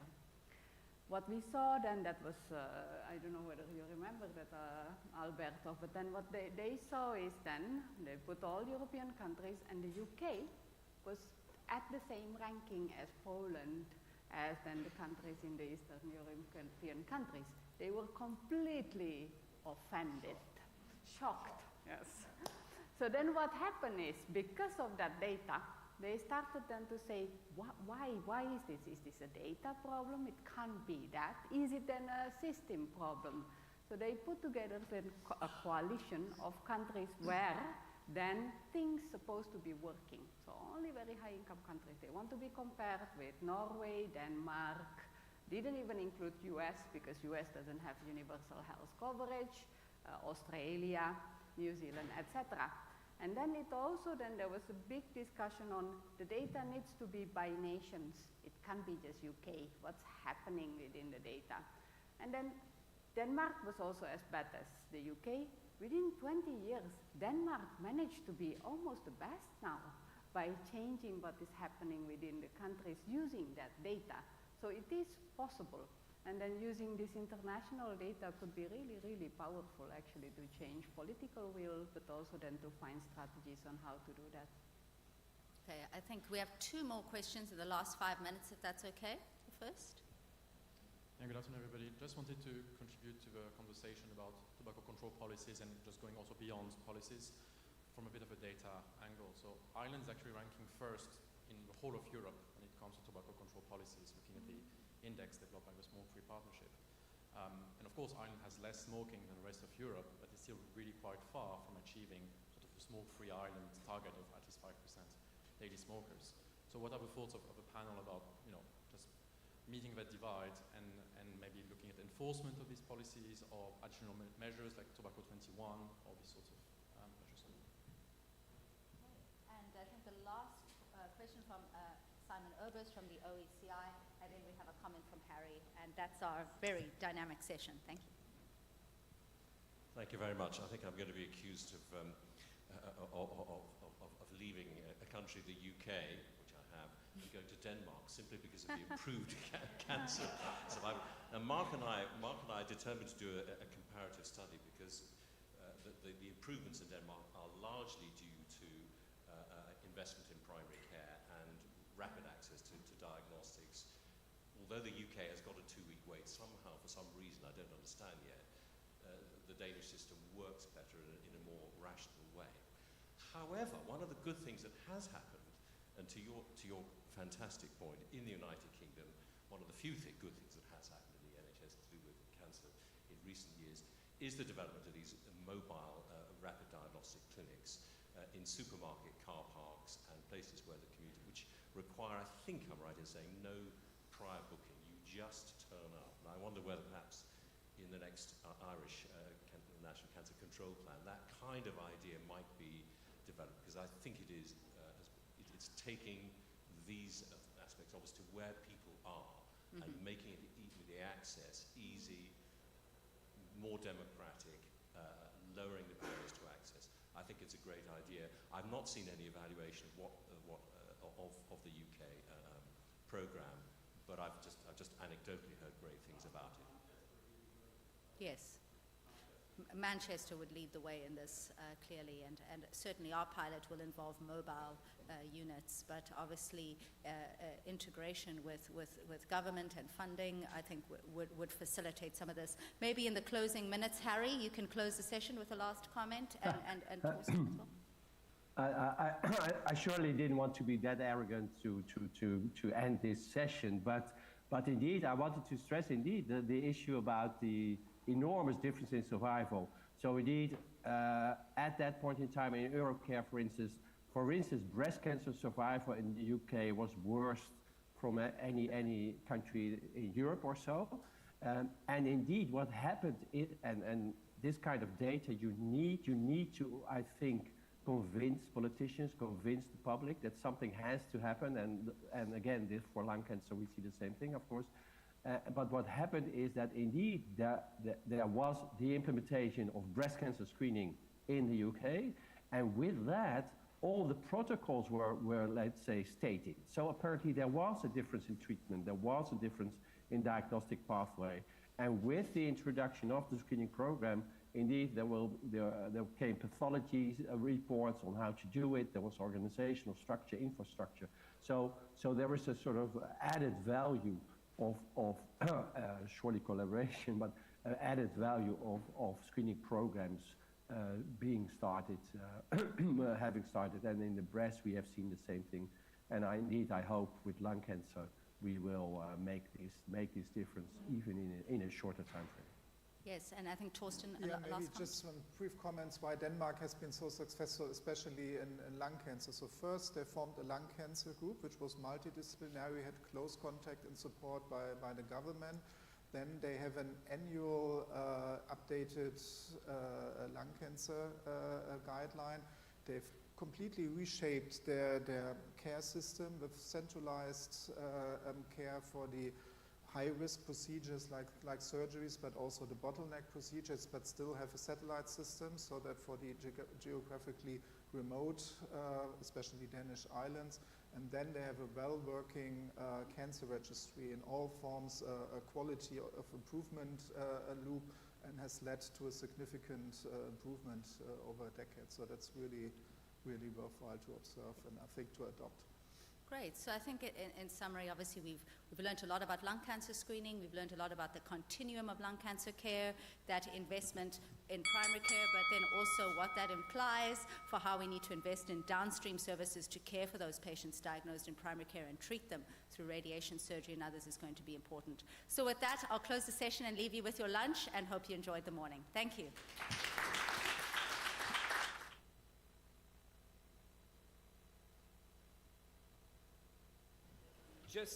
Just a quick point, folks. We did have some difficulties yesterday with some transport. So if you'd like to organize a taxi, please leave your name and details with the registration desk and we can sort that. Also, traditionally on a Friday afternoon after lunch, we do have a bit of a drop-off. I would encourage everyone to move forward when they come back and find an empty seat so that we can feel closer as a group. We'll see you back at 1:15. Enjoy your lunch.